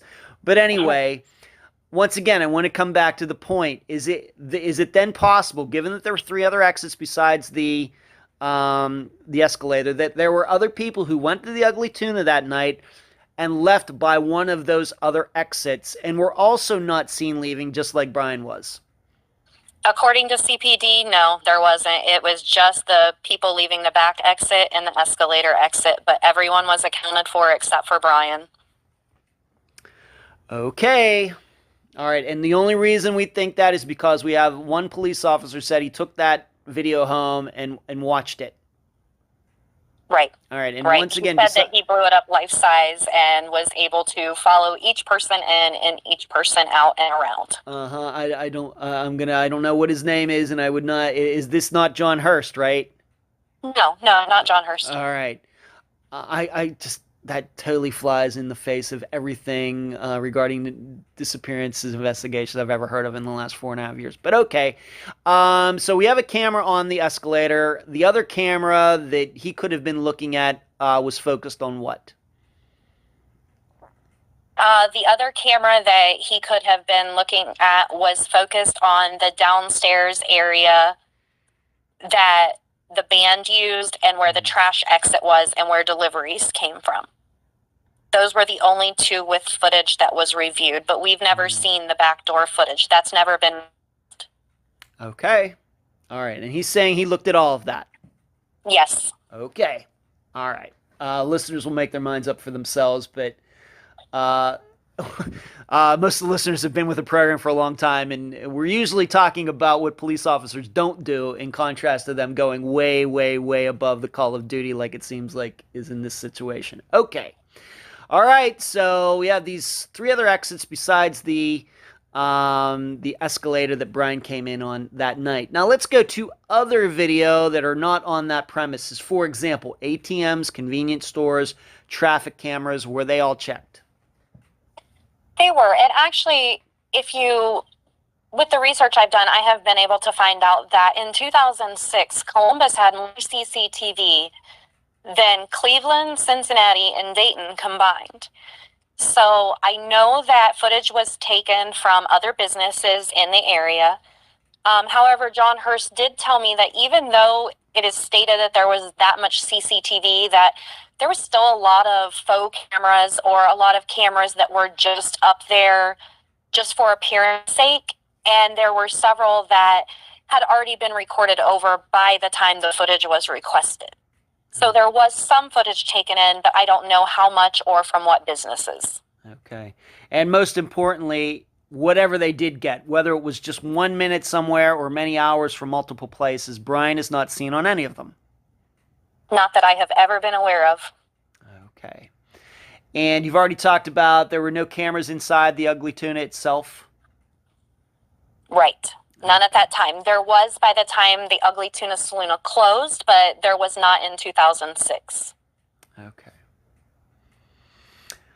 All right. So once again, I think this is one of the reasons that this disappearance has caught a lot of people's imagination, because allegedly he's not seen leaving the Ugly Tuna. But I have to once again state from my standpoint that the way that they've come to that conclusion, I think, is flawed. But okay.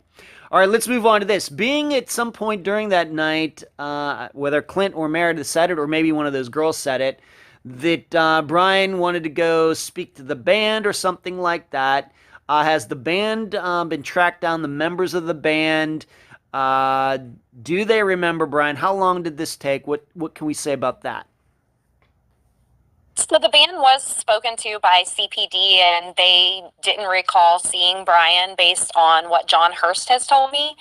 But the band's name wasn't released for a very long time, and John Hurst was actually able to give it to us in 2018, and that's when we released it with Comeback, and the band's name was Rock House.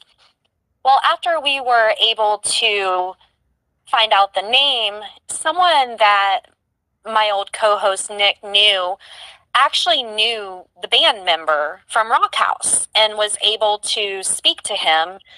And he stated that he was spoken to by the police department and that the guys in the band were more worried about the girls that were watching them instead of the men that were watching them. Mm-hmm. So they weren't really paying attention to anything going on with any of the males around them, but none of them recall seeing Brian.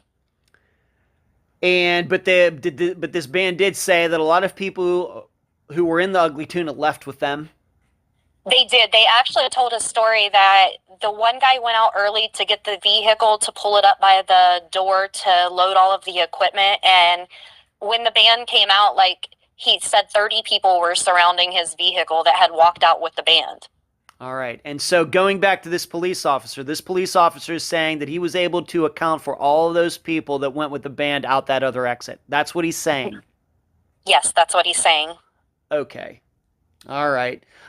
So there were multiple people that went out a different exit other than the escalator. And the only reason, once again, I'm going to keep saying this over, the only reason we think that Brian never left the Ugly Tuna is we're going by one cop's word because he allegedly watched all the video. That's the only reason. I'm not sure if anyone else even looked at the surveillance besides that one cop. I'm not sure at all. Okay.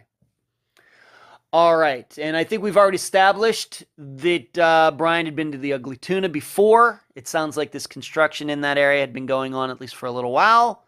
And if we're to think, once again, we don't theorize on the program, but if he'd been there a few times, then he would have probably known where there are other exits besides the escalator, the one that everybody seemed to use, the escalator, I guess, that the people who owned that establishment wanted them to use. They did. And actually, when I was having conversations with Amber, one of the girls last seen on camera with him, she told me that they were aware of being able to walk out that door as well, because one time when it was sort of noisy in that lobby area, she stepped through that door. Now, it wasn't that night that Brian went missing, but she had stepped out there before to do it. So I think that it was commonly known that you could walk out there with no one knowing. Okay. And just as an example, being that you've brought up this one particular door that was like near that camera, like by this fake wall, this would have been an exit that did not have a camera on it. So the camera that Brian was standing under was actually the camera that was focused on the escalator. Mm-hmm. Yes. Once you walked into that faux construction wall and it led you to like the stairway and the service elevator, there was no camera until you got downstairs to the hallway, and that's the hallway that led to the trash exit and everything. Okay. So if he would have turned the normal way to go to the trash exit, he would have been on camera in that hallway because there was cameras. Okay. And once again, regarding all this, because we're kind of, beating this topic a little bit to death, but I just want to make sure we're clear on this. Was there a way, the way you understand it, to go from the Ugly Tuna on the second floor to the first floor and out onto the streets of Columbus without any camera seeing a person leaving? I absolutely know that he could have walked out of that building through multiple exits without being picked up on camera. My issue is once he gets out of the bar, not being picked up on any surrounding cameras. Okay, thank you. All right. All right, let's move on to this. We've talked quite a bit about Clint and Meredith, what they did that night. We know that Clint then got dropped off. Doesn't seem like he went up to see if Brian had come home. But would you say, the way you understand it, that Meredith and Clint's stories about the next, let's just say 12 hours after they went to the Ugly Tuna, are they consistent? Are their stories consistent? Yes. Okay. Let's move on to Alexis. You have not spoken to her, but you have spoken to her father? Correct. I speak to her father. Okay. And we'll leave his name out of it, but I need to talk about this. Was there, at some point, did Brian talk about getting engaged or proposing to Alexis? Maybe this happened before his mother died. What do we know about this? Where did this story come from? So I'm not sure exactly where it started, but we do know that Renee, Brian's mother, asked the doctor that she worked for to suggest a jeweler to Brian. The doctor did suggest a jeweler to Brian for an engagement ring, and it was looked into, and the jewelry store said that Brian had not come into the store ever. And I have actually spoke to Alexis's dad as well, and he said that as far as he knew, that there was no engagement in the works. Brian had not asked for his blessing or anything along those lines, and no communication about a wedding, basically, that he had ever heard. Okay. And being that his mother died in March of 2006, did his mother at one time give Brian money to get a ring for Alexis? So I have no proof that she gave him money, but there's a family rumor that Renee gave Brian money at Christmas time around the same time that she paid for the trip to Miami for the purpose of an engagement ring, but I have never confirmed this. Okay. So we don't even know if there was a dollar amount. We don't know if it was a check. We don't know if it was cash. We're not even sure it even happened. Right, correct. Okay. But for we sure... do know that... Please. I was going to say, we do know for sure that the jeweler that was suggested to him, Brian did not go there, and he did not make a purchase there. Okay. Let's move on to this. Being that Brian's phone, along with himself, is still missing, we talked about these phone pings. When was the last time that Brian used his phone for anything? So it was around 11:30 p.m. the night that Brian went missing, March 31st, was the last incoming or outgoing phone call that I can see that Brian actually picked up the phone and had a conversation with someone. I don't have access to text messages, so I don't know along those lines. But as far as phone calls, it's around 11:30 p.m. Okay. And what about pings? Where was the last ping? And we'll talk about the weird ping, but the believable pings, where does that last one happen? Do police say that, his phone went dead? Did it get did he turn it off? When was the last ping, and where was the tower that it bounced off of? So I was told that Columbus Police Department put the ping service on Brian's phone, and it happened on April 3rd that they put it on. They had 30 days of the service. Basically, Singular would send out a ping to try to communicate with the phone, or to get the phone to communicate with a tower. Well, that Monday evening, they were able to get the phone to start communicating with the tower, and it actually pinged more than one tower. It pinged a couple of different towers. Now, we don't know if it was due to tower overload or the phone moving, but the last ping that I was told about was in Hilliard, Ohio. I don't know the date of that, because the phone was pinging and communicating with the tower for almost the entire 30 days.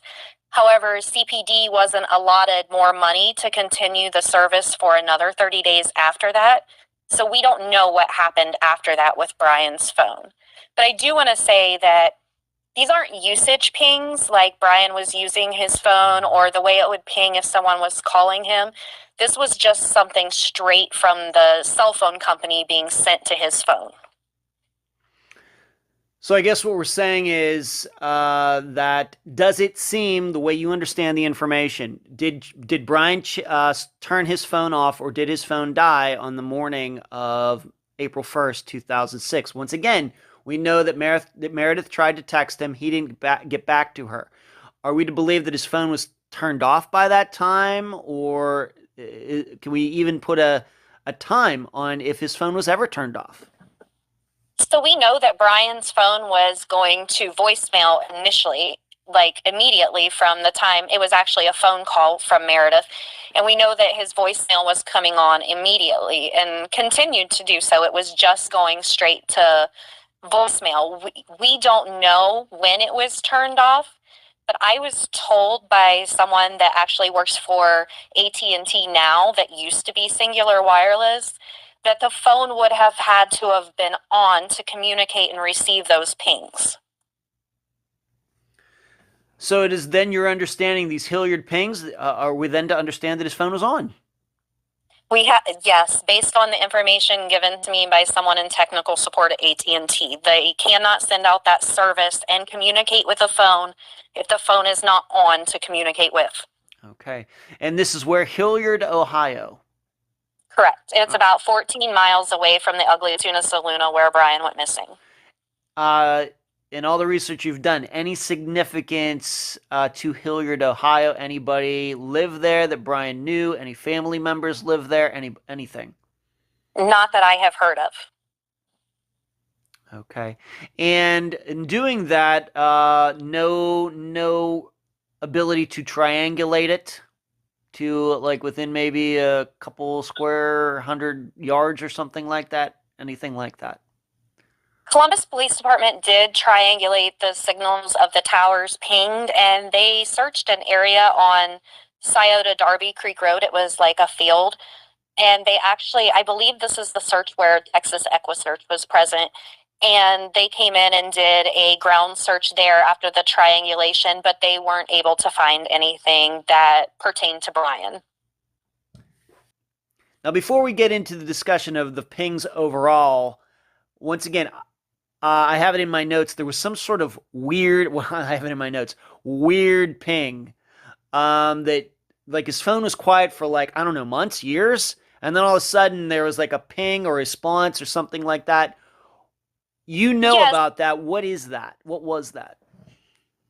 So, like we have been talking about, Brian's phone was just going to voicemail every time someone tried to call it. And as you can imagine, with him being missing, that his family and friends was trying to call him a lot. And Alexis tried to call him almost every single day, and it always just went to voicemail. However, in September, the phone started ringing again.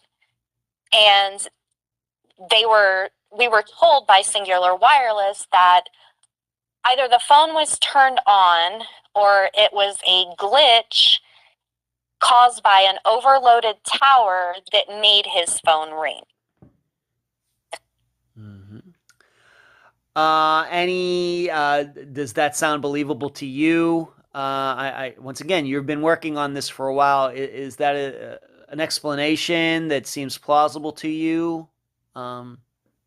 I could actually believe the glitch on this one because it was initially reported that the pings happened around that time in September, but we now know we're talking about the pings within the first month of Brian gone missing that CPD put on. The phone did not actually ping in September. It only started ringing. Okay. So I could believe that's a glitch. Okay. So I have to ask you this: how on one hand they say that so the phone, when Meredith called, she says that the phone went right to voicemail, correct? Correct. All right, so that could lead us to believe that the phone was turned off. So on the other hand, if the phone is turned off, how could they actually ping it to know that it was in Hilliard, Ohio, if the phone was turned off? Are they saying that at some point the phone was turned back on?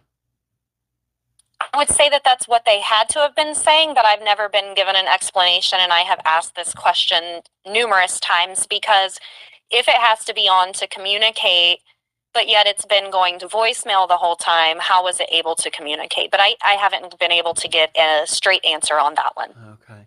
Have you, in your research, just independent, just not taking the police, law enforcement's word on them talking to, the cell phone company, you've ever gone on like to a site, a forum where people know a lot about pings and things like that, and ever asked them if this was possible? Have you ever done something like that?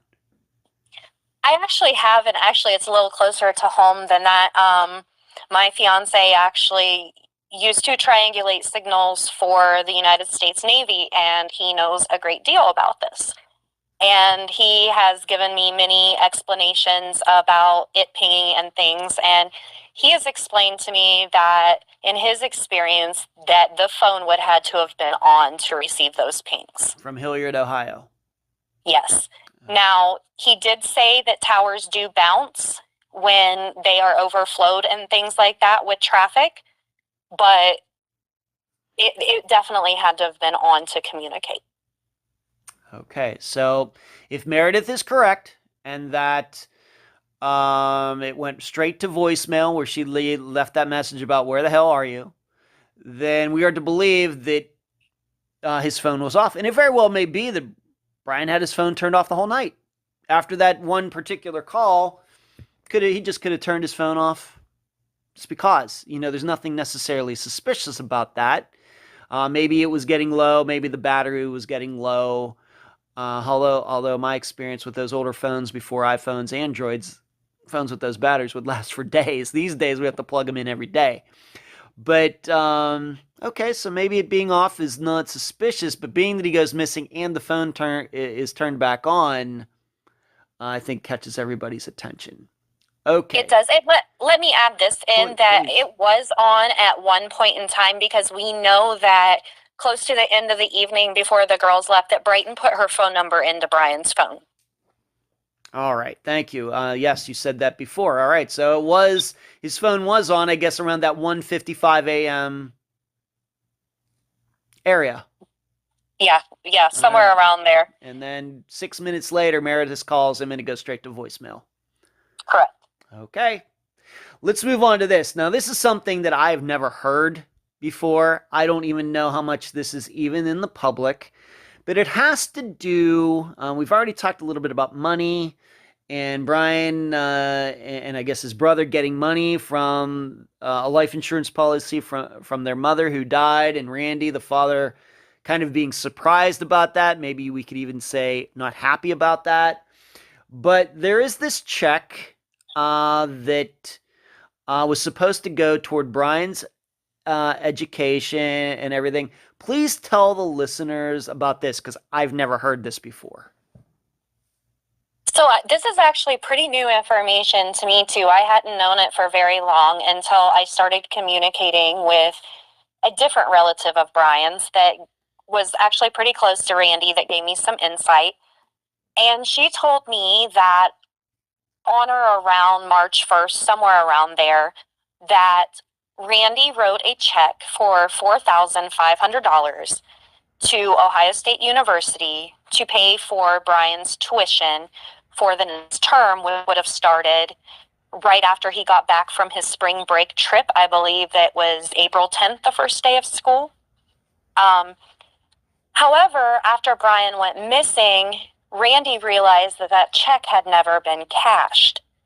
So while talking to his cousin, she advised him, to put a stop payment on the check. And he did that, and he told CPD about the check. They looked into it, and it was found out that the check was never turned in to OSU, and the check's actually never been found either, to my knowledge. All right. This is something new. So even all these years later, 15 years later, you doing all the research you've done, you're still finding out new things. Yeah. Okay. And so to go through this again, around March 1st, Randy writes this check, gives it to Brian. It's supposed to be for his education. I don't know if it would be the actual tuition part. I was told tuition, but I'm not sure what it actually went to. I just know that the check was made out to Ohio State University, so I just assumed since he didn't live on campus, it had to have been for that. Okay, and he was around March 1st, and so essentially Brian has an entire month to give that to Ohio State University, and he didn't do so. Correct. All right, and we also have to remember that he disappears on April 1st. He's going on a trip with Alexis on April 3rd. So we're getting very close. We're getting close to that April 10th date. And still, he had not paid that. He hadn't. And actually, by using Wayback Machine, I was able to find a list from Ohio State Medical School of when their tuitions and things were due. And it was actually supposed to have been paid by March 27th. His tuition was supposed to be. Huh. Now, Of course, they could have accepted payments after that, but it was actually due then. All right. Once again, we don't want to sensationalize things. We don't do theorizing or anything else. But once again, Brian had over 3 weeks, if March 27th is the correct date, to give this check that is supposed to go to Ohio State, and he never did. And then eventually got canceled. Correct. After he went missing. And more importantly, the check has never been found. No, and as far as the family has told me, there were no attempts to cash it either that were ever turned in. So I guess what we're saying is after Brian goes missing, of course, eventually somebody had to go into his apartment and clean it all out. And during the process of that check was never found. Maybe his own checkbook might have been found and other things, but that specific check was never found. No, it wasn't. They even were able to find an airline ticket from the year prior that Brian did not use for a trip he didn't go on. And he still held on to that and kept it, but they did not find the check. All right, so we have 2 issues here, I guess. 1, why didn't he pay his tuition? And 2, why is it missing? Very well could have been that maybe he put the check in his wallet. And of course, his wallet is missing, and he is missing, and that is where the check is. But then it still doesn't explain why he didn't turn in his check by the 27th of March. Right. I mean, we can theorize all we want for reasons why he didn't turn it in, but the fact is he didn't. We're not going to get into theories, but we just know that he didn't. Yep. Okay. Is there any reason you think that this, because it seems to me like a fairly important piece of information, but any reason why it's taken all this time for that to come to light? It just hadn't ever been released to me. I do know that CPD looked into the check, and I was told they found nothing nefarious, and I think because it was wrote out to OSU and everything, that it just wasn't as important of a detail to release. I guess that's my opinion, but it's just not something that has ever been discussed before. Okay. Let's move on to this. As you've already stated, Mr. Shaffer, his first name is Randy. He died in 2008. My understanding, it was a freak accident during a thunderstorm or windstorm, something like that. Yeah, it was during September 2008. Ohio had some extreme hurricane force winds come through. We had like a couple days where it was really, really bad. And when the storm had died down, Randy had went out to survey his property and just make sure everything was okay. And one of the tree branches from the tree actually fell off and landed on him and killed him. And a neighbor discovered him the next morning. Wow. Okay. All right. And the reason, of course, maybe we need to mention that just so everybody knows, but that does lead us to this. Of course, there was an obituary for Mr. Shaffer, and somebody wrote a post, I guess somewhere online, maybe, I don't know if legacy.com existed back then, but there was a message that was originally that was allegedly from Brian. It said United States Virgin Islands. Please explain that. What did the message exactly say? Let's talk about that. Okay, so on Legacy, there was a post under Randy's obituary, and it stated, "I love you, Dad, comma, Brian," and then in parentheses, it said U.S. Virgin Islands. This wasn't a location tag. This was something that was deliberately typed in there. Don Corbett actually saw the obituary post really quickly and turned it in to CPD. And within a very short amount of time, CPD was digging into it, and they were able to determine that it came from a Franklin County public access computer, which we now have determined that it was a library in Franklin County that the message came from. Okay, John Corbett. Let's remind the listeners who John Corbett is. I'm sorry, Don. Don Corbett is the... Please. Yeah, please. investigator that Randy Shaffer hired. Okay, and maybe we're going to come back to that a little bit later, but you said his name, and I just wanted we hadn't mentioned him in a while. So Don Corbett, private investigator, he sees it right away, starts looking into it.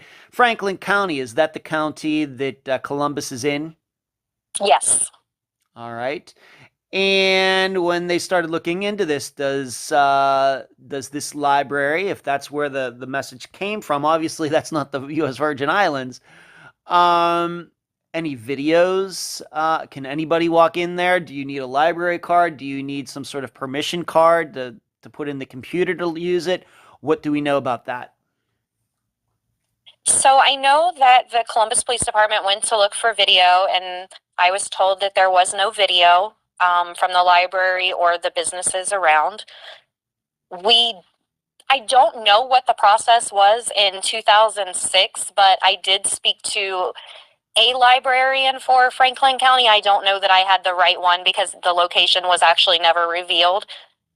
Just to see if I could get information about 2006, and I was told that there was always a sign-up process, but they didn't know about cameras at the time or anything like that. So I don't know, other than signing up, what he would have had to have done or anyone would have had to have done in 2008 to use that computer. So what we're saying is somebody could have walked in there, not been videoed. Maybe there was a sign-up sheet, but you don't know if what name was written on the sign-up sheet, if a name was even written. No, we don't know anything. I just know that CPD said that they determined it to be a hoax.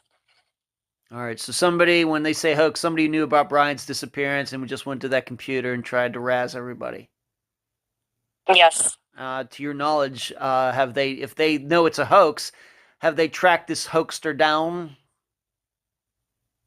To my knowledge, no, because I was told that there was no video or any way for them to know who did it. So if someone does know, it's never been said to me. All right, so they're thinking it's a hoax, but if you never tracked down who it was, I don't know how you'd know it was a hoax or not, but okay. All right, and you've talked to John Hurst about this? I have, yes. Okay, and he says it was a hoax? Yes. But he has never given you the name of anybody related to it at all? No reason why they determined it to be a hoax, just that they determined it to be a hoax. Okay. Let's move on to this, because this is, I think this is where this post, once again, people will have to decide for themselves whether this is a coincidence or not. Let's talk about the U.S. Virgin Islands. There was a sighting there. When did it happen? Did it happen before or after this, after Randy died? And what are the details of this sighting, and how did you find out about them? So originally, I had never heard anything else about the U.S. Virgin Islands other than the legacy post until I started sitting down with John Hurst and talking to him about the details on Brian's disappearance that he was able to discuss since he had retired without jeopardizing the case, obviously. And he had told me that there was a sighting of Brian very, very shortly after Brian went missing, and that he was working, or there was a Brian lookalike working as a waiter in the U.S. Virgin Islands using the name Brian. And it was a young couple on their honeymoon who had seen him and spoke to him because he waited on them, and came back and reported that, hey, we saw Brian Shaffer in the U.S. Virgin Islands. And it was on St. Croix, I believe. And by the time CPD got the tip, according to what I was told, and they were able to tell the FBI agents about it that could go and check into this for them, that 3 months had passed. And when the FBI agent got there, that the restaurant had closed down. Now, I have never been given the name of the restaurant or any other information about investigations that were done after that, but it seems like that pretty much just stopped with the closing of the restaurant. Any explanation why it took 3 months for all that to happen? I was told that there was one agent that was working for the U.S. Virgin Islands at that time, and with the time it took for the tip to actually come in and then get it to the right people, that it was 3 months, and that was the explanation given. Okay. Any proof that when this couple, so what are you saying then, that this couple knew about Brian's disappearance before they went there? They did not. They did not know about it until they got home, and they were Okay. from the Columbus vicinity and saw Brian's picture on the news when they had gotten back. Okay, so maybe that's a little more explainable. Because I would be a lot more suspicious about this if they knew about it beforehand and then they don't do anything until they come back. So they see this guy, allegedly looks like Brian. Brian's the waiter's name. Then they come back and find out about all this, and that's how that all gets started. Yes, and I do know that they must have really believed what they saw, because they checked in with Columbus Police Department several times to see if they were able to find him. Okay. But this would have been, you said not shortly, this is just shortly after Brian went missing, so this would have been like 2 years before Randy died and this post was made from the library. Correct, yeah. The first mention of the U.S. Virgin Islands was long before Randy passed away. Okay. Since then, any sightings of Brian in the Virgin Islands? Any reports of anything like that since then? None that I have been told about. Okay. Let's move on to this. Another sighting, and like with, once again, generally, we don't talk a lot about sightings on Unfound, but once again, I just have to go on and do it on a case-by-case basis of whether I want to talk about it or not, because sometimes sightings are just a little too good to be true, but we'll do a little leeway on this, being that Kelly is not a family member. If she was a family member, probably I'd have a much stricter tolerance on this discussion. But let's talk about this sighting in Puerto Vallarta. What do we know about that one? So there was a man that actually reached out on one of the Brian Shaffer boards on Facebook and claimed that he had seen Brian Shaffer in Puerto Vallarta. So it took me a little time, but I was able to speak to the man to get the tip, and he told me that him and his wife were on vacation, and they were out having dinner at a restaurant and everything, and this guy had got up to go to the restroom and to smoke a cigarette. And instead of going out the main doors where the long line of people were waiting to have a table, he saw this private dining room, and he went through the dining room to go outside to smoke a cigarette.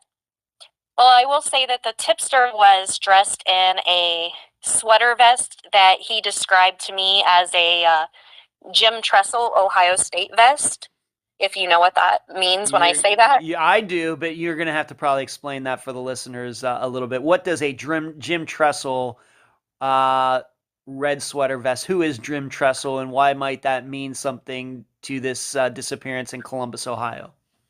So Jim Tressel used to be the head football coach for the Ohio State Buckeyes, and he was kind of famous for wearing these sweater vests that all had the name Ohio State embroidered on it.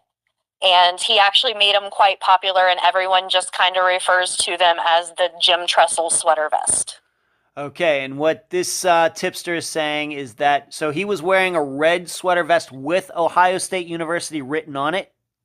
Yes, correct. He had Ohio State written on it, and there were two men sitting in this private dining room by themselves eating, and there, like I said, there was a long line of people getting in, but just these two men in the dining room. So the tipster walks towards them to go outside, and he says that this guy was sitting there that looked just like Brian Shaffer, and that the look-alike took his napkin and put it over his face when the guy spotting the Brian Shaffer look-alike mentioned the words Brian Shaffer. He mouthed the name Brian Shaffer, and he says that the look-alike grabbed the napkin and put it over his face as to shield his face. Now, he could have been wiping his mouth. He could have been doing anything, but this is what the tipster told me.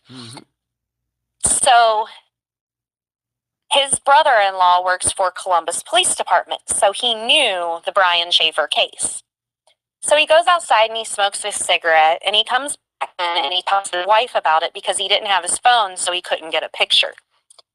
So him and his wife attempt to walk over to that private dining area again so they can get a picture to show her brother. And 2 employees from the restaurant got in front of them and cut them off and would not allow them over to that private dining area again. So he didn't actually get to let his wife see this man. She only got to see the back of the man's head. And this Brian Shaffer lookalike was still sitting there?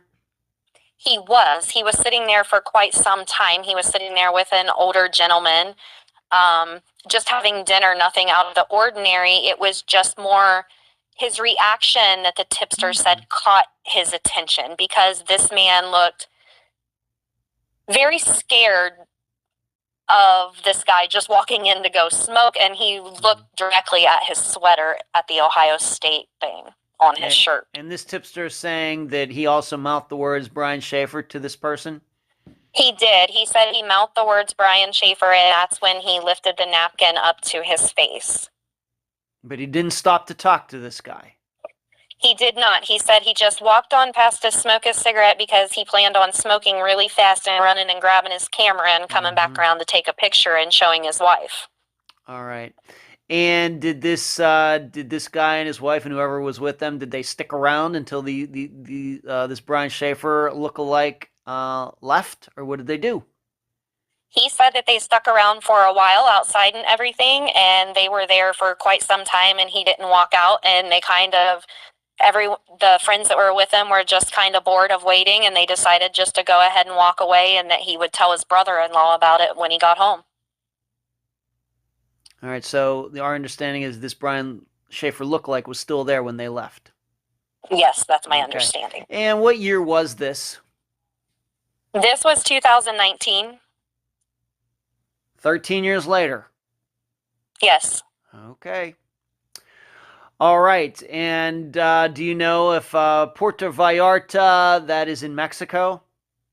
Yes. Okay. And do you know if there was any research into that?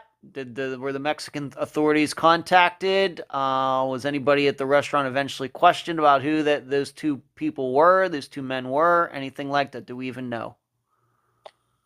So I was told by the tipster that he kept calling Brian's detectives and was given their information, trying to talk to them and give them the information. And at that point in time, he was getting no luck getting through to Brian's detectives. And to the best of my knowledge, it has not been looked into by CPD. However, I did send a picture, because he sent me a picture of the restaurant's name. So I did contact the restaurant, and I did send a picture of Brian over and ask if, he looked familiar or anything like that. And the restaurant owner, he said he was the owner anyways, was super nice to me and told me that he had not seen anyone like that, but he would keep the flyer in his office and he would let the employees know. And if they ever saw anyone that looked like that he would get in touch with me. Did you ask the owner if he ever had the occasion once in a while to cordon off, I think that's the word, cordon off a section of the restaurant where only certain people can sit? Did you ask them that? I did. He said that is a dining room that can be rented out by individuals for parties or anything along those lines. Okay, so maybe there's something to that, if that is possible, but he doesn't remember this specifically. No, he does not remember specifically. All right, and when did you get to, so this happened in 2019, when did you get to speak to this alleged owner of this restaurant? I actually did not speak to him until last year. All right, so it could have been over a year since this happened when you got to speak to him. Correct. Okay, I think the listeners know how I feel about when people say they allegedly see missing people and then just don't stick around forever. they kind of just let it go. That always makes me suspicious. But you, the listeners, you can gauge that for yourselves. Okay, let's move on to this. This is something probably that, at least right now, it seems more compelling to me than maybe a couple sightings. And this is a picture. By the time you were hearing my voice and Kelly's voice, this episode's coming out May 14th of 2021. By the time you're hearing our voices, I will have posted this picture on all the platforms that Unfound has. It's a picture of 4 young men wearing very large, what I would say, unfashionable sunglasses for the 21st century. Let's talk about that picture, Kelly. Why is that picture important? When did you become aware of it? How could it be connected to Brian's disappearance? So when I had received Brian's phone records, of course, I just had the generic printout with just the phone numbers that were either incoming or outgoing. And I began putting a name with every phone number in 2006 and was eventually able to find all of the owners of these phone numbers. Of course, most of these people did not have those same phone numbers now that are in 2018 that they had in 2006. So I used social media a lot to help me try to find these people and everything. And I was able to do that. So this picture actually comes from the Facebook page of someone whose phone number was last on Brian's photo. It was actually one of the last calls that Brian made and one of the longest calls of the night. And I talked to this gentleman, and he told me that he actually did not know Brian, that he met Brian Shaffer that night, that he was in town with some of his other friends that just happened to be friends with Brian as well, and that's how he met Brian. Mm-hmm. He said that one of his friends had used the phone to call Brian, and that he was actually the one speaking to him, not this person that I was speaking to that owned the phone number. Right. We're not going to use anybody's names regarding all of this. We're just going to have to stay away from that. But let's just say that you found out that this was John's phone, but Tom was the person that was actually talking to Brian. Correct. Okay. And so then what was the conversation? Do you even know what this conversation was about? These two friends talking, Brian and this guy, on this other guy's phone? I do. Actually, this was the phone call that made Brian go back to the Ugly Tuna Saloona that night. His other co-eds that were actually in medical school as well, and this gentleman that just met Brian that night, they were all at the Ugly Tuna Saloona. So that is the reason Brian went back to the Ugly Tuna Saloona the second time that night. With Clint and to meet Meredith. up yes, to meet up with those friends. And did they meet up? They did. That was when this gentleman met Brian. All right, so when we're talking about this situation where, going back, Brian, Clint, Meredith get there, and then they get separated, it's very possible that Brian went over to talk to these people. Yeah, these people actually did speak to him. We knew he was speaking to the girls, so it just really sounded like Brian was just really mingling around that night. Okay. And so that is why they were on the phone. And being that you got to talk to these people and they were there that night that Brian disappeared, were this guy or the other guy that was talking to Brian, did any of them any more insight into the disappearance of Brian and anything like that? No, actually, I couldn't get the other gentleman on his phone records to respond back to me in any way. So I talked to this guy, just a little bit more. And the photo you asked me about jumped out at me on the top of his Facebook page, his cover photo, because there were 4 gentlemen in it. And I know that 2 of them were the people that were calling Brian that night. Both of their phone numbers were on Brian's cell phone records. The other 2 are actually still unidentified. But there is one man in that photo who bears a striking resemblance to Brian, in my opinion. And that is, if people are now looking at the photos, that is the man on the far right. Correct. Or with the long dark hair. Yes, correct. And with the large sunglasses. Yes, with the black zip-up hoodie, I believe. Right. Okay.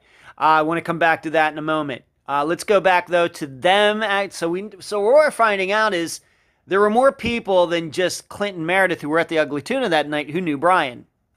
Correct, yes. And what do these people say, these other guys say, about running into Brian that night?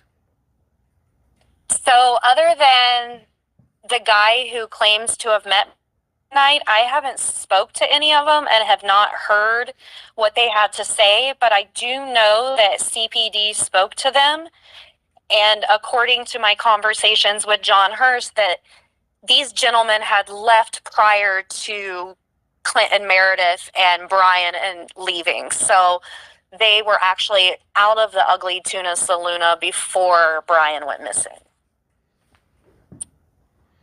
All right, so we have to remember the second time around, Clint, Meredith, and Brian don't get to the Ugly Tuna until 1:15 a.m., correct? Correct. All right, and so those other men still there, but sometime between 1:15 a.m. and 2 a.m., they leave. Correct, yes. But we know Brian's still there because he's seen on that video at like 1:50-something a.m. Yes, yes. Okay, but I should ask, are we just taking these guys' word for it? Once again, going back to that guy, that police officer who said he watched all this video, is there proof of these guys leaving at the time that they said, before 2 a.m.? Do you know? Not that I have been made aware of. Okay. Once again, do you have any idea what any conversations they had with Brian when they ran into each other that night? Any ideas? No, the only thing that the guy that I spoke with said to me was it was just really weird meeting someone that night, and then he went missing. Like, he didn't know anything about him according to him, about Brian, and it was the first time ever meeting him. He only had a mutual friend with him. That is the only man that I have spoke to that was out with them that night that could give me any details. Is there any reason you haven't spoken to the other guys? Hard to reach, avoiding you? What reasons can you give? Maybe a combination of both. I actually do have most of their social media accounts and a lot of their cell phones. I have called multiple times. I have sent messages multiple times, but I have never gotten a response back from them. And one of them actually doesn't even have social media either. Okay. How did Brian, for example, the guy he was talking to on the phone, how did they know each other? So the guy that Brian actually spoke to on the phone, they went to medical school together. All right, so he was a current medical student at Ohio State University, just like Brian was. Yes, and I guess that besides the person that owned the phone, the other people out with them were also medical school students. Okay.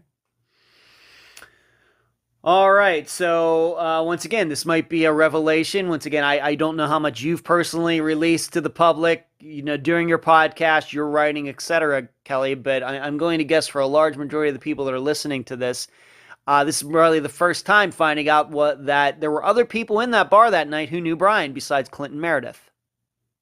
Right. Yeah, we've talked about it a little, but not a lot. But yeah, there were definitely multiple people there besides Clint and Meredith that knew Brian.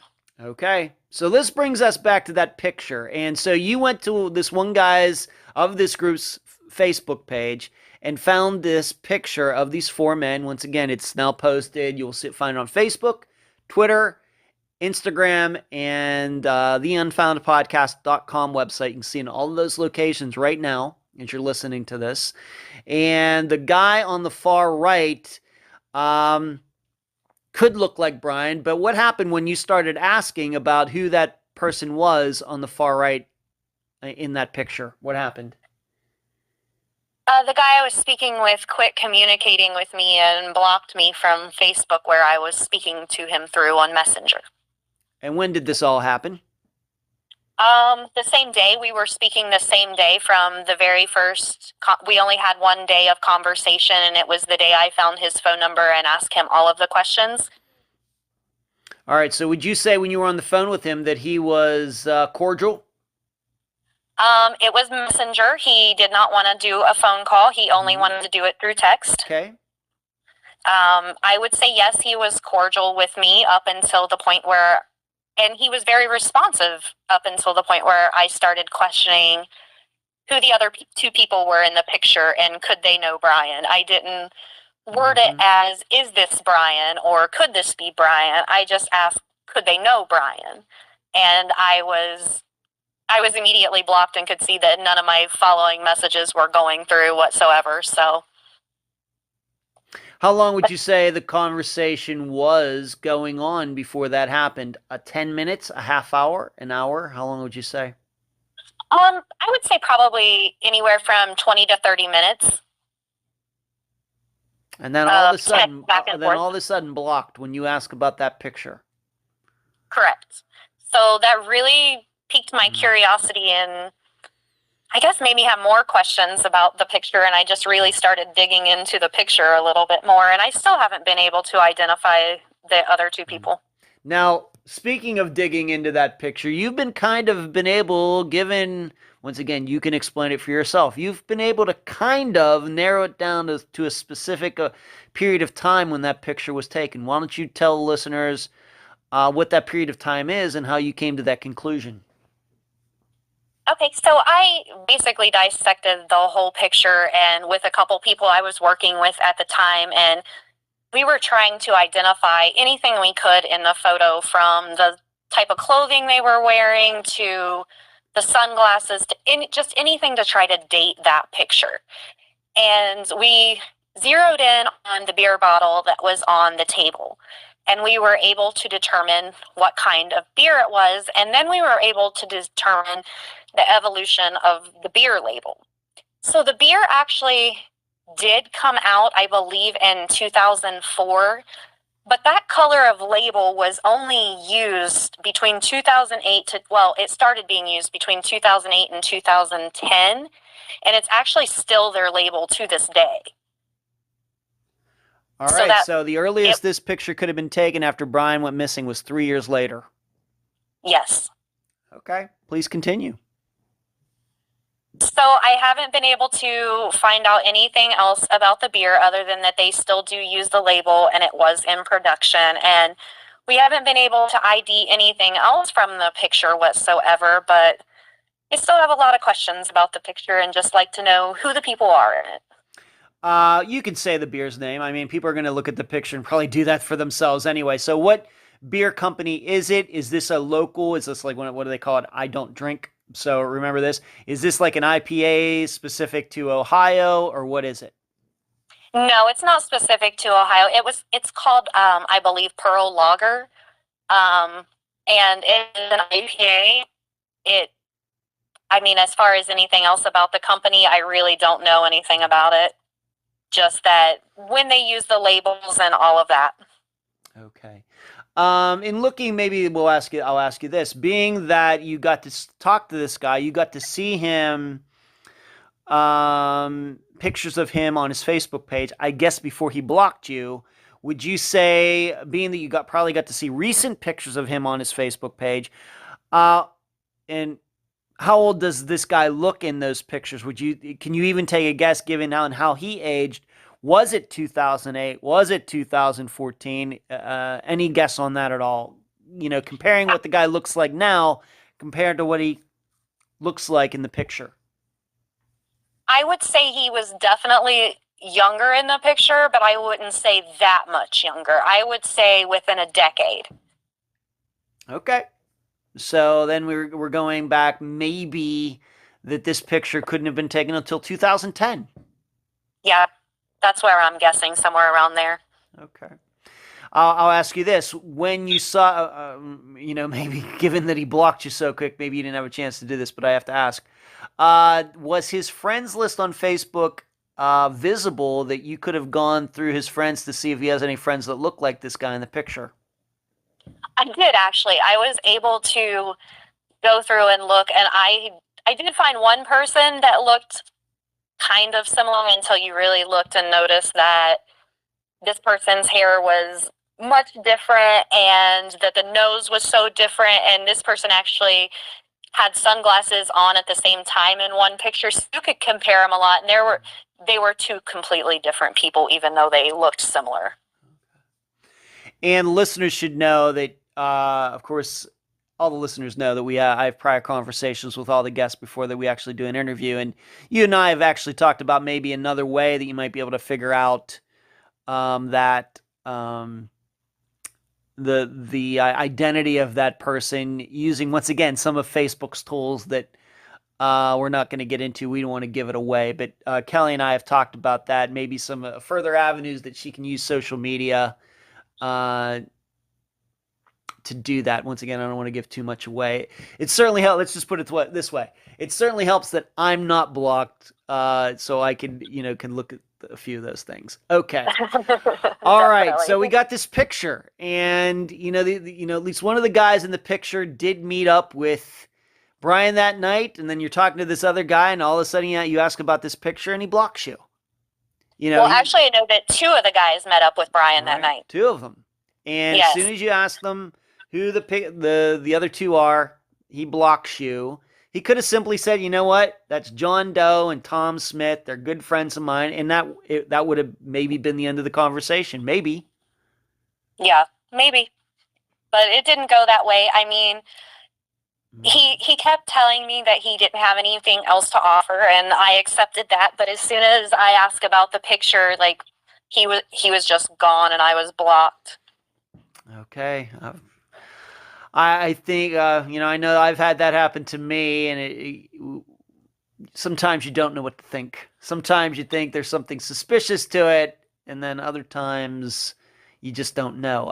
I know for me, maybe for you, being that, you've been doing this for a while, 4.5 years later, I can tell people, I'm not some crank. You can check out the website. You can check out YouTube. I'm a real person. This is, I'm not some troll or something, and we do know that a lot of people who are connected to these disappearances, friends and family, they do get a lot of kooks contacting them. But absolutely. As you know. But of course, you are not a kook. You do not come across as a kook. You could have, you told this guy who you were. He could have checked you out very easily, and still he blocked you. He did. And I do want to say, just for the benefit of saying, I'm not saying this person in the picture is Brian Shaffer. I just think that his reaction to me asking anything about that picture was strange enough to make me look into it more. I get it. In fact, the listeners know very well, going back to the Cameron Remmer case that I covered in late 2019, that was something that I worked on personally behind the scenes for quite a while before that episode came out, that I was able to track down both of the security guards that were working at the Fairmont Hotel in San Francisco when Cameron went missing. I contacted, my assistant Cherie emailed one of them. I called the other one and emailed him. I found, and then all of a sudden he's contacting Cameron's mother, telling her I'm sort of kook and that she should stay away from me and everything else. These are the types of things that get our attention, don't they, Kelly? Yes, they do. That make us start thinking, am I onto something without even realizing I'm onto something? Right. So I had that experience as well. And I think a lot of people who do what we do maybe has had that happen once or twice. Okay, so there's this photo. The listeners will look at it and they will judge for themselves. I do have that photo saved, and we're doing this interview on May 2nd. And by the time everybody's hearing our voices, they will have been able to look at the photo. A lot of this, let's move on to this. Being that you brought up Don Corbett, this private investigator, you've done quite a bit. For example, regarding this photo, have you ever talked to him about this photo? Have you gotten his opinion, etc.? I have told Don the whole story. Don has seen some of my chat communication with this person and myself, and the mentioning of the photo and things along those lines. And he does think that it's very strange as well and should be looked into more. Again, he doesn't necessarily think that it's Brian. It's just the situation itself was very strange. Did he even know about these guys when you were bringing it up to him? He did not, and there is actually a reason for that.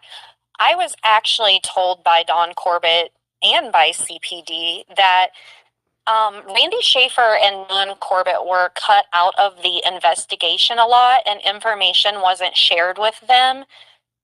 So PD would allow Randy to know what they were doing and what was going on. Randy actually would call the media and have the news crews all show up and things, and sometimes the news crews would be there before the detectives even arrived to do a search or whatever they were doing for that day. So Don was actually cut out of knowing a lot of the information due to Randy letting the media know. Wow. So Randy, of course, we know how much families like to get attention and everything, but almost working against his own missing son's best interests, kind of. I think so in CPD's eyes, that they weren't able to do the investigation without the prying eyes of the media, right there watching every move they make, and they just really couldn't investigate the way they wanted to, so they chose to keep him out of it. Do you think, well, we have to remember this, Randy's been dead since 2008 due to that tragic accident. Did Don Corbett continue to work on Brian's disappearance after Randy died?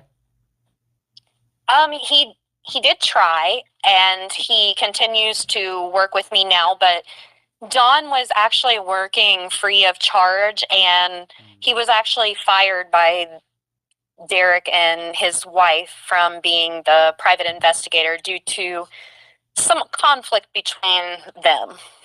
Okay. We're going to talk about, we'll talk a little bit about them before we are done here. So, private investigator, would you say that Don Corbett, being that it's hard for him to work if the police, are going to cut the family out and everything, would you say that he did a decent job for Randy Shaffer? I would, and actually he's done an amazing job for me with what I'm trying to do, because most of the documents I have now, including Brian's cell phone records, were given to Don from Randy, and Don has given them to me.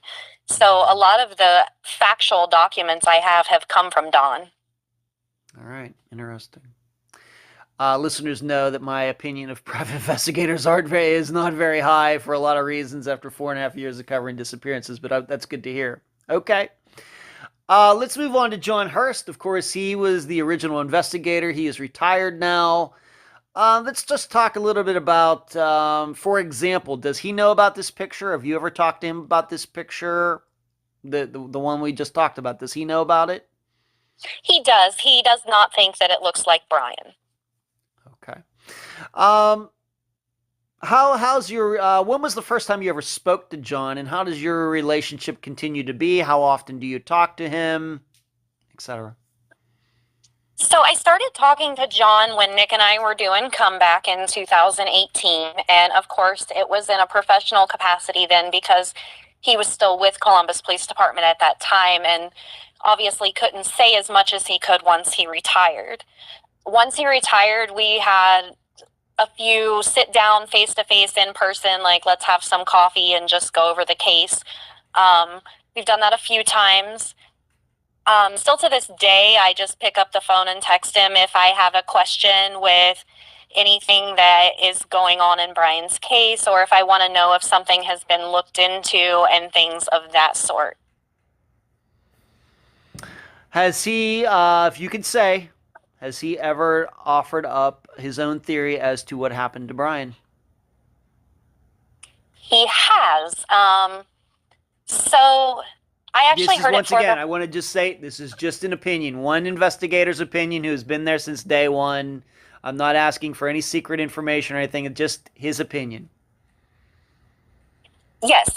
So while we were doing an interview with the directors of Oxygen Channel, they asked him his opinion. And if you've ever heard John Hurst talk, you know that he doesn't deal in theories, and he only lets the facts guide him. But they wanted to know what he actually thought had happened. And he had mentioned that he thought that there was a possibility that Brian could have had some form of breakdown and walked away. Okay. All right. And this is from a guy who doesn't dish out theories too often. Right. Okay. You and I have talked about, because I have experience, one of the reasons that I don't have investigators, maybe Mary Jane Van Gilder's disappearance is a total exception, but of course her disappearance is over 70 years old. But, I don't have too many investigators on the program because they never want to tell you anything. You and I have had this conversation that it's a situation that John is very cordial, very helpful and everything, but he's not telling you much, right? if I can say that. John holds a lot of stuff close to the vest, and I think that he's still keeping a lot of stuff in for... maybe he's not allowed to discuss it because of it being an open case. I've heard rumors that he's writing a book as well. So I think John just plays things very close to the vest. It's more of he confirms and gives me some small details, but I think John is a very smart investigator and doesn't tell everything that he knows. Let me ask you this. Maybe this gets right to the heart of the matter. If the Columbus Police Department knew that Brian Shaffer walked away from his life and somehow, some way, they secretively, without the public knowing, were able to determine that he is alive and well somewhere, do you think that John would tell you that? Do you think that the Columbus Police Department, etc., would close up the investigation, and would Brian's case disappear, for example, from NAMUS? Or do you think that instead they would continue to pretend that Brian is really still missing and it's still a complete mystery? What do you think? So I actually asked John this question in an interview that we did for Comeback, and he told me that the policy for Columbus Police Department is that they would do whatever the person wanted. They would, if Brian did not want to be found, they would not tell anyone his location, but they would close out his case, and they would remove him from NCIC. But if Brian didn't want anyone to know, like they obviously would not tell anyone that they even found him. They would just quietly do these things. And is Brian still on NCIC? Only law enforcement has access to that. I have had people tell me yes, but I haven't seen with my own eyes. Okay. Maybe I'll just ask you this. This is, being that I'm not talking to John myself, do you think that he would continue to get together with you if he knew that Brian had been found? Just once again, to keep up the ruse, the charade. Maybe. I mean, I don't really know him on a personal level, just the small amount of time that I have spent speaking to him, but based on what he said, it just seems like that they would basically field any questions away and not tell anyone. Okay. All right. So you have a relationship with Don Corbett. You talked to him. You have John Hurst. How often would you say you talked to John Hurst? I sent him a message just the other day, and then we had a couple of people reach out to us. I'd say I send him messages maybe a couple times a month. Okay. Let's move on to this. Somebody we haven't talked about for a while. Clint. As you stated already, he's only ever done one interview regarding Brian's disappearance. And I also know that you are more than aware there are a lot of people out in the public who are very suspicious of him. Can you talk about that? Any insight into that? I know you haven't spoken to him, but any insight into that? Anybody who's told you anything? Any opinions on that at all? So according to everything that I have been told is that Clint was actually really helpful initially. He helped distribute flyers. He participated in the Dateline interview. He was actually participating a lot until the harder questions began being asked, and he was asked to take a polygraph test. And once he was asked that, his attorney told him that he should not take one, so Clint declined to take a polygraph test when asked to take one. And what year was this that he refused? About? I actually don't have a date, but I know it was within a year of Brian's disappearance. Okay. All right. Of course, we know lie detector tests are just a tool like anything else. They are not end-all, be-all of truth or lying. There's a reason they're not used in court. There were more than enough examples over the course of U.S. history where, for example, Aldrich Ames was tested over and over and over, given lie detector tests, and he passed all of them, and he ended up being one of the biggest spies against the United States going back to the 1980s. So, but on the other hand, we've had a lot of people on the program of family and friends who have taken lie detector tests and didn't think twice about it. So the listeners will have to decide for themselves what makes more sense to them. Of course, they used to be roommates. Then they weren't roommates. They had a falling out. Any reason for that? Again, just speculation and secondhand information, but nothing that I would say is concrete information. I think they just had some issues between the two of them based on what we know of their bickering and arguments that they have gotten into in the past, even on the night that Brian disappeared. So I think there were a lot of reasons that could have came into play for why they chose not to be roommates anymore. Right, even going to the fact that even on the night that Brian disappeared, they're out with Meredith, who, as you stated, the way you're understanding is that Meredith had the hots for Brian, but Clint had the hots for Meredith, but she might not have been interested in Clint.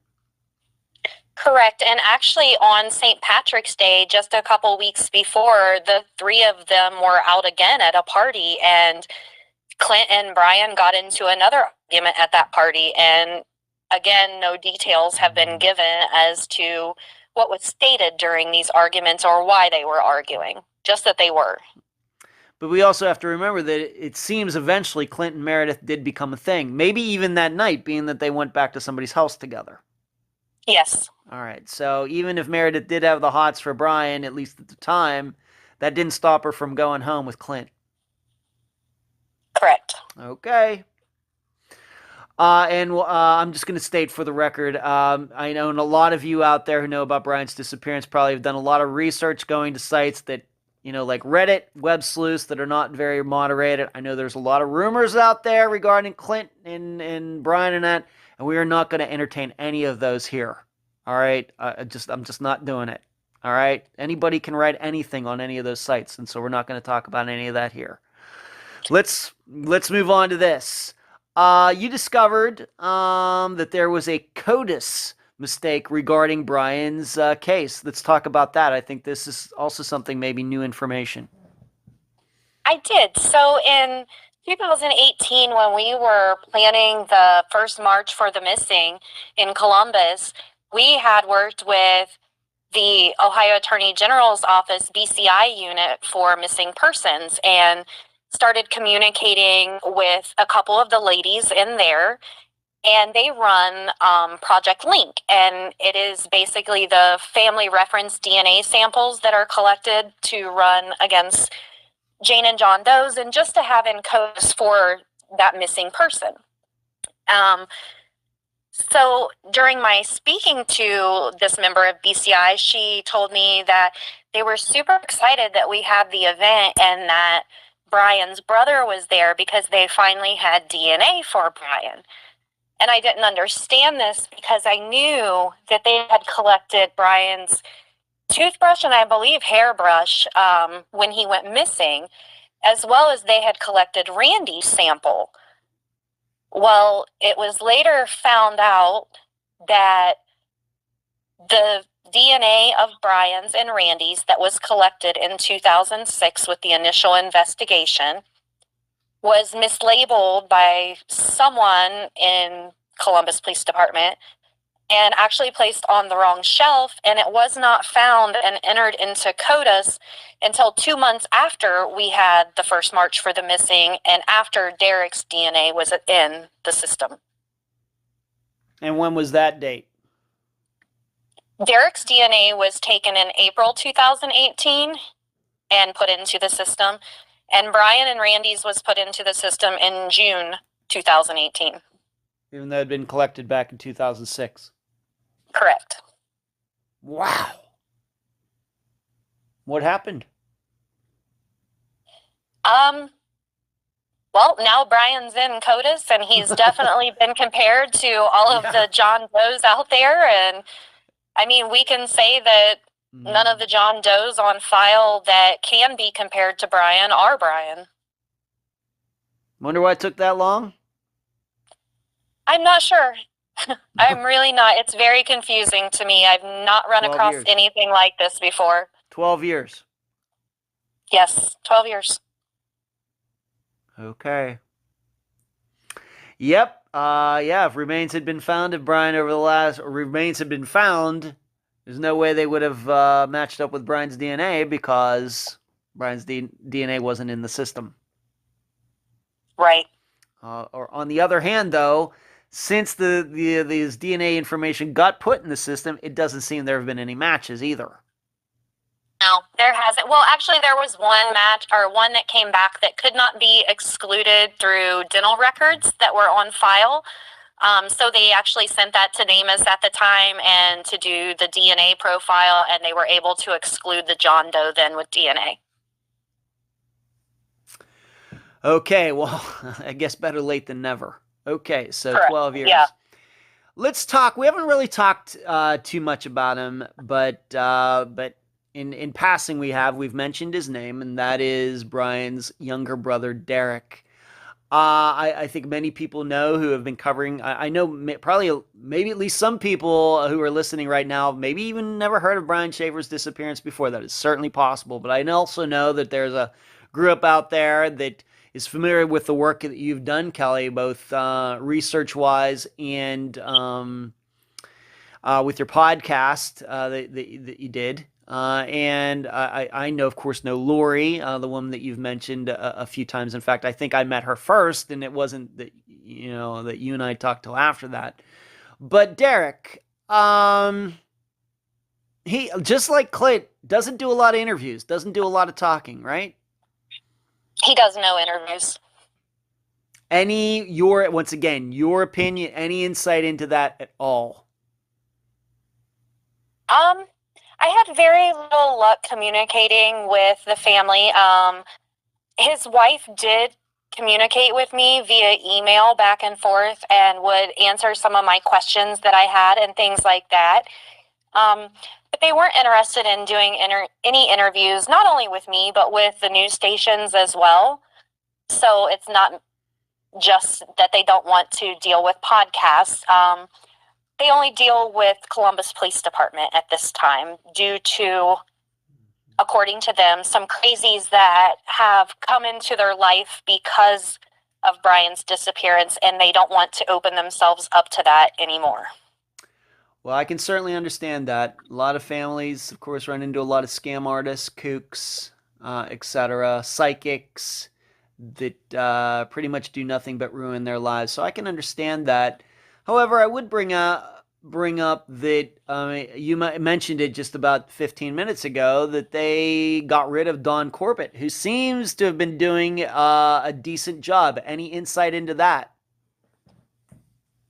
According to Don, he had been, after Randy passed away, he was really trying to get Derek to kind of take over and fill that family role to keep the Columbus Police Department, on the ball, letting them know, hey, we have a family member here that wants his brother found. And I guess Don had called multiple times, and his wife would not let Don speak to Derek.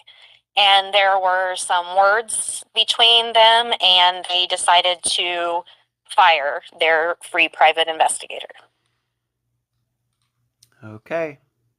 All right. And once again, this happened way back in like 2008, 2009. After Randy's death, but I'm not sure what year it actually happened. Okay. All right, let's move on to this.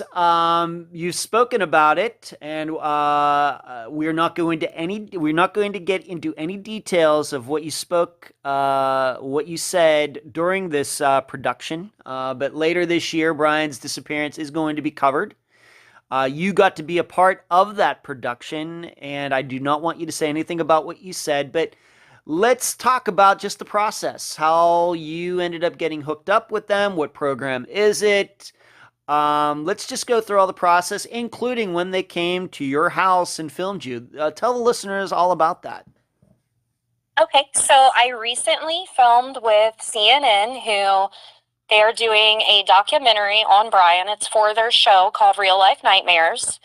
And they are going to do an hour segment on Brian, and they have interviewed multiple people close to the case.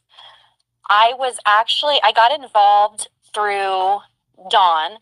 All of us always receive messages from different production companies wanting to cover Brian's case, but we usually back out once there's no family involvement. So we were quite surprised that CNN still wanted to do this with no family involvement.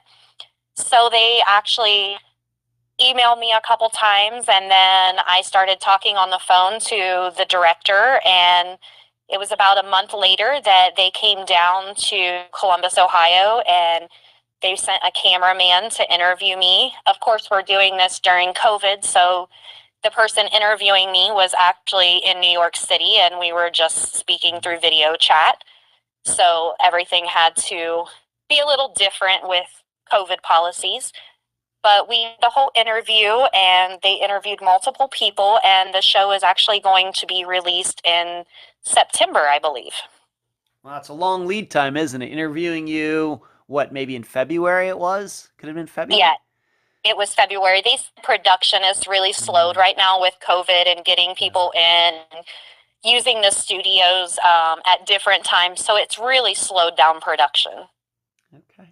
So that had to be a big thrill for you, Kelly.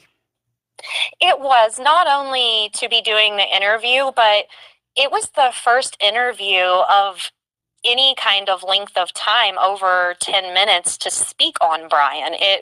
He's had very short little clips here and there, but had not had any international coverage since 6 weeks after he went missing. So it was really good to know that Brian's going to get some international coverage like that. Sure. And how long so a cameraman came down, they had the lighting and everything, you're sitting there, it was in your house, correct? Yeah, correct. Okay. And how long did and we know how these things work, they may interview you for a couple hours and only use 10 minutes, but how long did the interview go? And would you say that the interviewer knew what he or she was talking about? Were they good questions? Once again, I know you can't get into specifics, but did you think that you covered all that you wanted to cover? I do. I think not only the person interviewing me, but the cameraman, they were both very up to date on Brian's disappearance. And they asked some very good questions, actually some that I had never been asked before. So I was very, very impressed with the amount of work that on their side they put into doing this interview with me. They weren't just asking your typical questions. They were really getting into it the way, you or I do when we dig into things. They were really getting into finding out the information, and they knew a lot of it already from their own research. Okay. Do you know who else they interviewed for this program? I do, but I can't say because of my contract. Okay. Thank you. You're welcome. All right. And so this is going to come out in September. Why don't you once again say the name of this show? It's called Real Life Nightmares, and it will air on CNN, but then it'll actually, once it airs there, it will go on to HBO Max, their sister streaming service. Okay. And who is the host? Do they have a host, a traditional host of the program, or like Paula Zahn or somebody like that? Who is the host of that program? Do you know? Actually, I do not know who the host was of the program, just my interviewer. I'm not sure if he is even going to be a part of it or not. Okay. Did they even tell you, if you could say, how it even came up now that they're deciding to cover Brian's disappearance over 15 years later. Did they get into any specifics about, well, we just thought it was the right time, anything like that? They did. They actually told me that it was because of the mystery and just how popular Brian's case is and how it has zero information about it as well. So they were really intrigued by the fact that a case this big had so little factual information out there. Okay.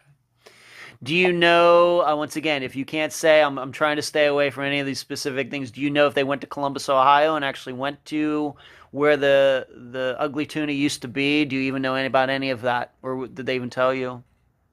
They did. Actually, the cameraman did go around there. He actually went there right after he interviewed me. But as far as internal shots, I was able to send them a lot of pictures that I had taken while inside there of the Ugly Tuna Saloon and sent them to use for internal shots since the bar isn't there anymore and they wouldn't be able to get those. All right. Well, I haven't seen those, so if you could send the listeners, if you could send them to me, I'd certainly want to post some of them. Once again, not trying to undercut that program, and like I said, we're staying away from anything that you might have said or anybody else. I don't even know who the other guests are. So, to the producers, if they're listening to this, I want you to know that Kelly has followed her agreement with you to a T. All right. I'm telling you honestly, she has. There's nothing she's even told me off the microphone confidentially about anything that she did with any of you. All right. So I just want you to know that. All right. So I'm very excited for you, Kelly. And Thank you. I don't know if this is a trend you're going on there. And then my friend and a guest who's been on the program, I guess 4 times now, if you can believe it, Anthony from Crime Blogger 1983, blogspot.com. He's getting flown out to LA sometime to be interviewed with Paula Zahn about a murder that happened in California that he wrote about some months ago. And so he's getting flown out. He's going to be getting some attention for the work he's done. So I'm excited for both of you. Just could not be happier, Nice. for all the work, that you've done. He's done, you've done. Excellent. Let's move on to this. We usually don't do any theorizing, and we're not really doing theorizing, but let's just talk about all these different choices that we have. There are multiples. And would you say that, is there any evidence to believe that Brian was murdered? Once again, knowing this the way you do. Of course, we conjecture circumstantial evidence, but anything to believe that Brian somehow got murdered April 1st, 2006. There is no evidence of any foul play whatsoever. Other than Brian being gone, there is nothing else that could even lead detectives to look at murder at this time because there is zero information to lead them to think Brian was murdered. Okay.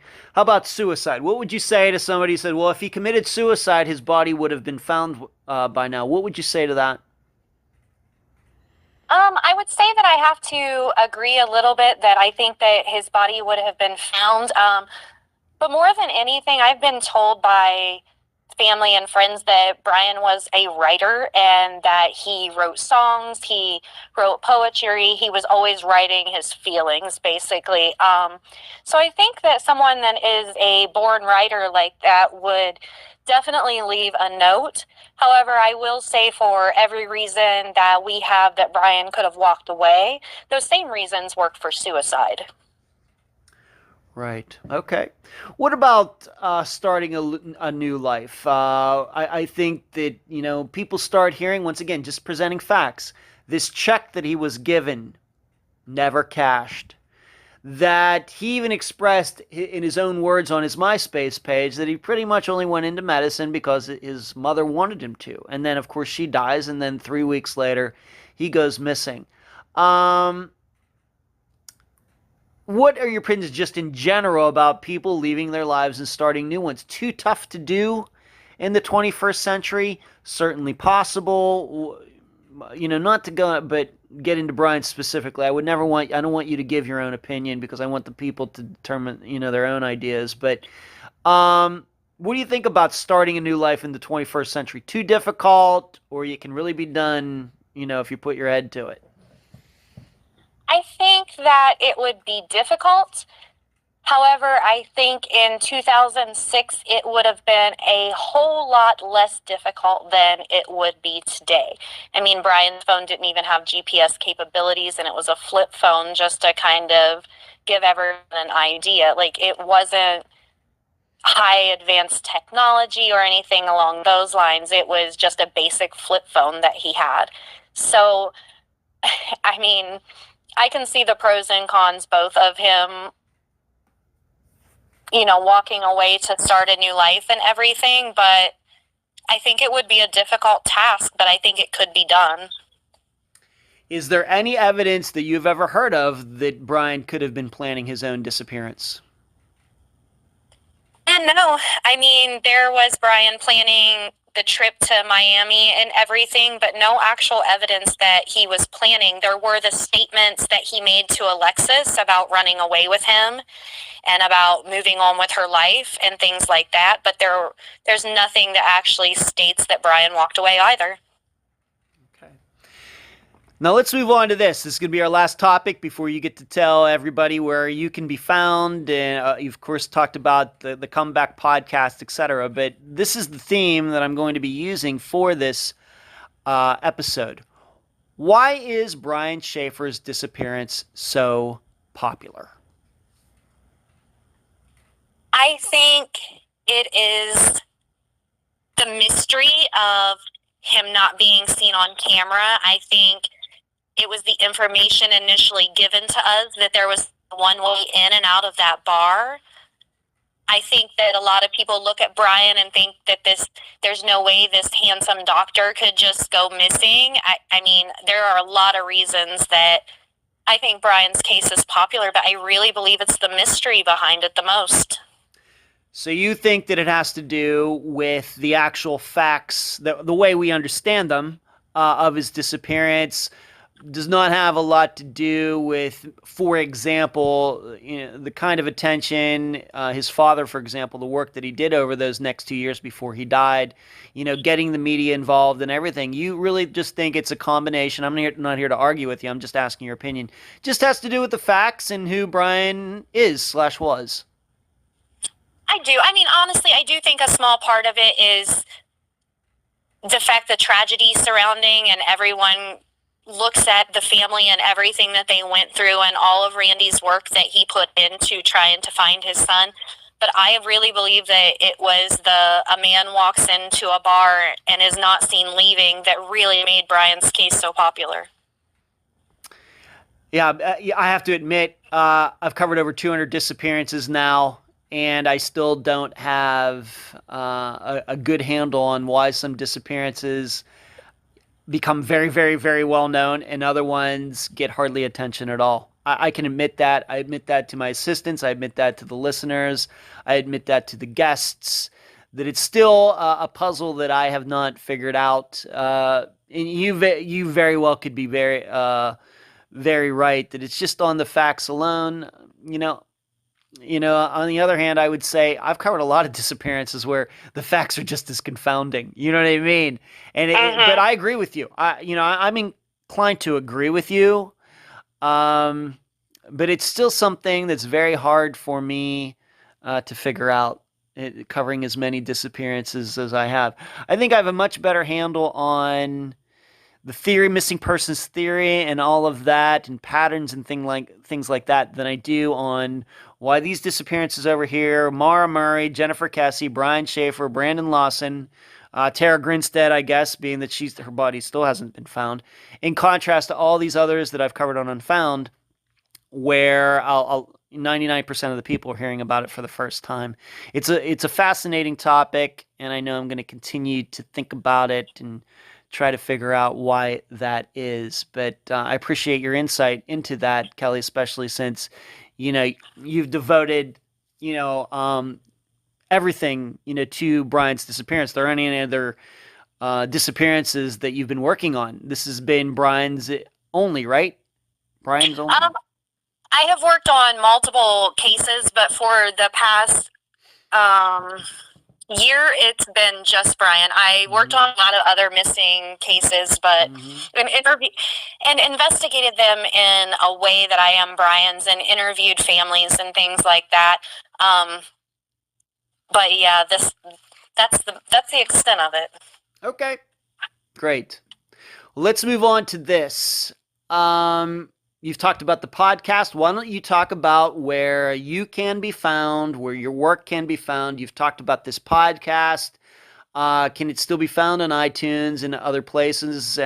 Just tell everybody where you can be found now and where your work can be seen. Yeah, my podcast, Brian Shaffer, Dead or Alive, it can be found on iTunes, Podbean, pretty much any platform where you can listen to podcasts. You can also join the discussion on the Brian Shaffer Dead or Alive Facebook page. We have the main page, and we also have a private group where we actually do discuss theories, things along that line, and questions that people have. You can also follow Brian's case in many other ways. There are several cases devoted to him, and I usually post on all of them. But the Brian Shaffer Dead or Alive pages are going to be where I post the most. Do you have an email that is attached to, please do not give out your personal email, but do you have an email address attached just to Brian's investigation solely? I do. It's Brian Shaffer, Dead or Alive @gmail.com. Okay. Anything else? Any other contact information you want to give out? Do you have a Twitter page? Do you have Instagram? Anything like that regarding Brian's disappearance? No, just the Facebook page mainly. We do have the Brian Shaffer March for the Missing page that you can go on as well for when we have an event for Brian. It is posted on there. Okay, one more time. Give out the Facebook page /group again. Give that title out to the listeners one more time. Brian Shaffer Dead or Alive podcast on Facebook. Okay. Kelly, any final words before we complete this interview? I would like to thank you for your time greatly in covering Brian's case, and I would like to ask anyone out there, if you have any information on the disappearance of Brian Shaffer, that you call the Columbus Police Department at 614-645-4545. Kelly, thank you for being on this episode of Unfound. Thank you so much, Ed. You're welcome. And that was my May 2nd, 2021 interview with Kelly Bruce, podcast host, investigator, and Brian Shaffer disappearance expert. I've known Kelly for over 4 years, so it was exciting to finally interview her. I thank her for joining me and all of you on this episode. You can now find a supplemental video for this episode on the Unfound Podcast Channel on YouTube. I show you, the viewers, both satellite and street views of the building where Brian disappeared. But please remember, much has changed since 2006. And in fact, the ugly tuna saloona is now in a different location. There is so much I could say about Brian's disappearance. And if I did, you'd be listening for at least another hour. So I'm going to stick to the main 2 points. Well, 2.5. That I think were revealed for the first time during Kelly's interview. Then I'll give you my overall view of these cases that get all this attention. Revelation number 1 that came from my talk with Kelly. Brian never gave his father's check to Ohio State University. He had a month to do that, but never did. Moreover, that check has never been found. This fact will certainly give a lot of support to the idea that Brian walked out of his life to start a new one somewhere. In essence, why should he pay for his education if he didn't plan to go back to school after spring break? This makes a lot of sense. The problem? If Brian did walk out of his life to start a new one, He obviously didn't want anyone to know that. How do I know that? Because this has been a mystery for 15 years. Yet, in not cashing the check, did he not, in a way, tell everyone he really did walk off? Revelation number 2 that came from the interview, and this will take us to Revelation 2.5. It turns out that Brian Shaffer is not the only person who entered through the main entrance and rode the escalator up to the Ugly Tuna Saloon that night, but who then got back to the first floor seemingly by some other means. You heard it yourself. Police estimate that at least 30 people did the exact same thing. The only difference? Brian disappeared. All the others didn't. However, this certainly takes the mystery out of this part of the disappearance. And it's this part that I think most people have concentrated on since the beginning. If Brian didn't take the escalator back to the first floor, then he could have just done what 29 other people did.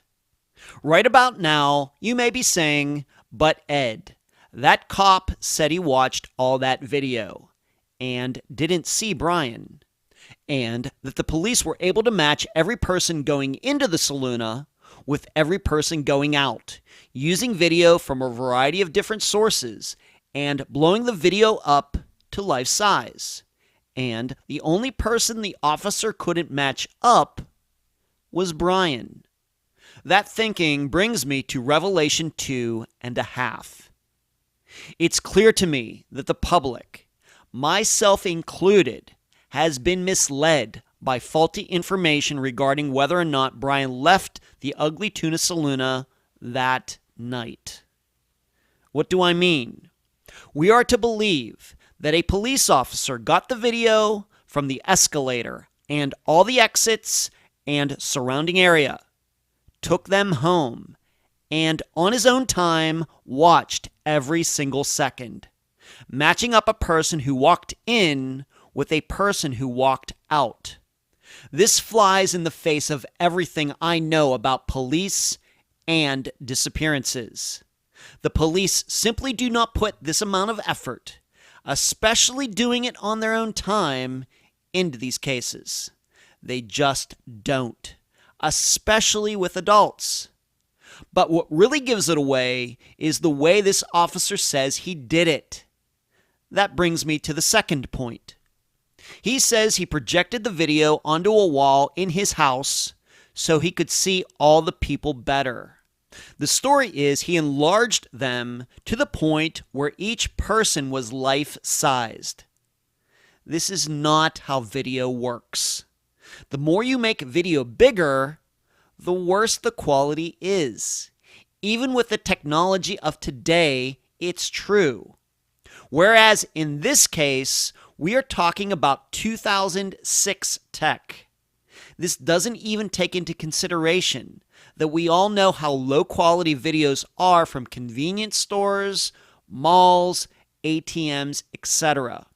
But this guy blew them up and was somehow still able to maintain some semblance of clarity. It's just not possible. This reminds me of the video of Stephen Kocher walking on one side, then another of a house in Henderson, Nevada. His friends have watched the video, and some have stated they aren't even sure it's Stephen. So, how then can a person who never knew Brian Shaffer, who never saw Brian in person, and looking through hundreds of people on low-quality video going in and out of the bar that night, make a determination whether Brian is on any of the videos or not? What I'm saying is the main point that has made Brian Shaffer's case so popular, that there is no evidence that he came out of the bar, is most likely not true. There most likely is evidence, but it hasn't been obtained for one of three reasons. Number one, all of the videos were never really examined. Number two, the videos are of a quality where nobody, including Brian Shaffer, can be identified. Or, number 3, Brian left by an exit that didn't have a video camera, making it very likely that other people left by that exit as well, but that they haven't been located because that police officer really didn't do a checklist of people going in and people going out. I'm also saying this. Now that I know how this whole quote-unquote went in and never came out story got started, I think it's safe to say in May 2021 that it's possible Brian Shaffer actually did leave by going down the main entrance escalator. Because the reason this was ruled out back in 2006 was due to faulty or fake work. Crazy? I know. That brings me to the theme of this episode. Why are some disappearances widely known and many aren't? I have some ideas and theories, but I will not go through them at this time. Instead, I want you to think about the topic in this way. Brian Shaffer, Jennifer Kesse, Mara Murray, Brandon Lawson, Flight 370, Natalie Holloway, Ben Padilla. Some of the most well-known disappearances of the 21st century. Videos, podcasts, TV shows, books, speaking tours, on and on and on. But what do they all have in common? They are all still unsolved. They're 15 years, 5 years, 16 years, however old each case is. Their years of fame have done nothing to solve them. And going back to the intro to this episode, that's what I tell Unfound guests when they bring this topic up. I tell them there is no direct connection between a disappearance being well known and it being solved. That's the only thing that matters. In fact, to look at some of the unfound disappearances that have been solved, they're ones that didn't get 1/100th of the attention Brian's has. Does luck have a lot to do with solving cases? Unfortunately, yes. No denying it. But what also has a lot to do with it? People working the disappearance nonstop, especially the family. Family members being fearless. Families being honest with themselves and being open to all possibilities. Families not giving up. Families being proactive and not reactive. All of that will do a lot more than a movie of the week. This is the exact reason that Unfound is not just a podcast. Publicizing disappearances is just one thing we do. We counsel guests. We are available to them 24/7. We give them our best advice based on what we've learned about disappearances. We handle tips for them. We find cell phone numbers and addresses for them. We keep an eye out for disappearances that are similar. We suggest questions that they should ask investigators. Because even I know, doing this media program, having started this whole thing, that media coverage is not enough. And it never will be. Of course, there are no guarantees. But I will take 1 second of work over 15 years of fame any day. I'll leave the theorizing up to you. And that's the program. If you found it informative, please go to the app that you use to listen to Unfound and give this podcast a nice review. I thank you for listening. I'm Ed Densel, and you've been listening to Unfound.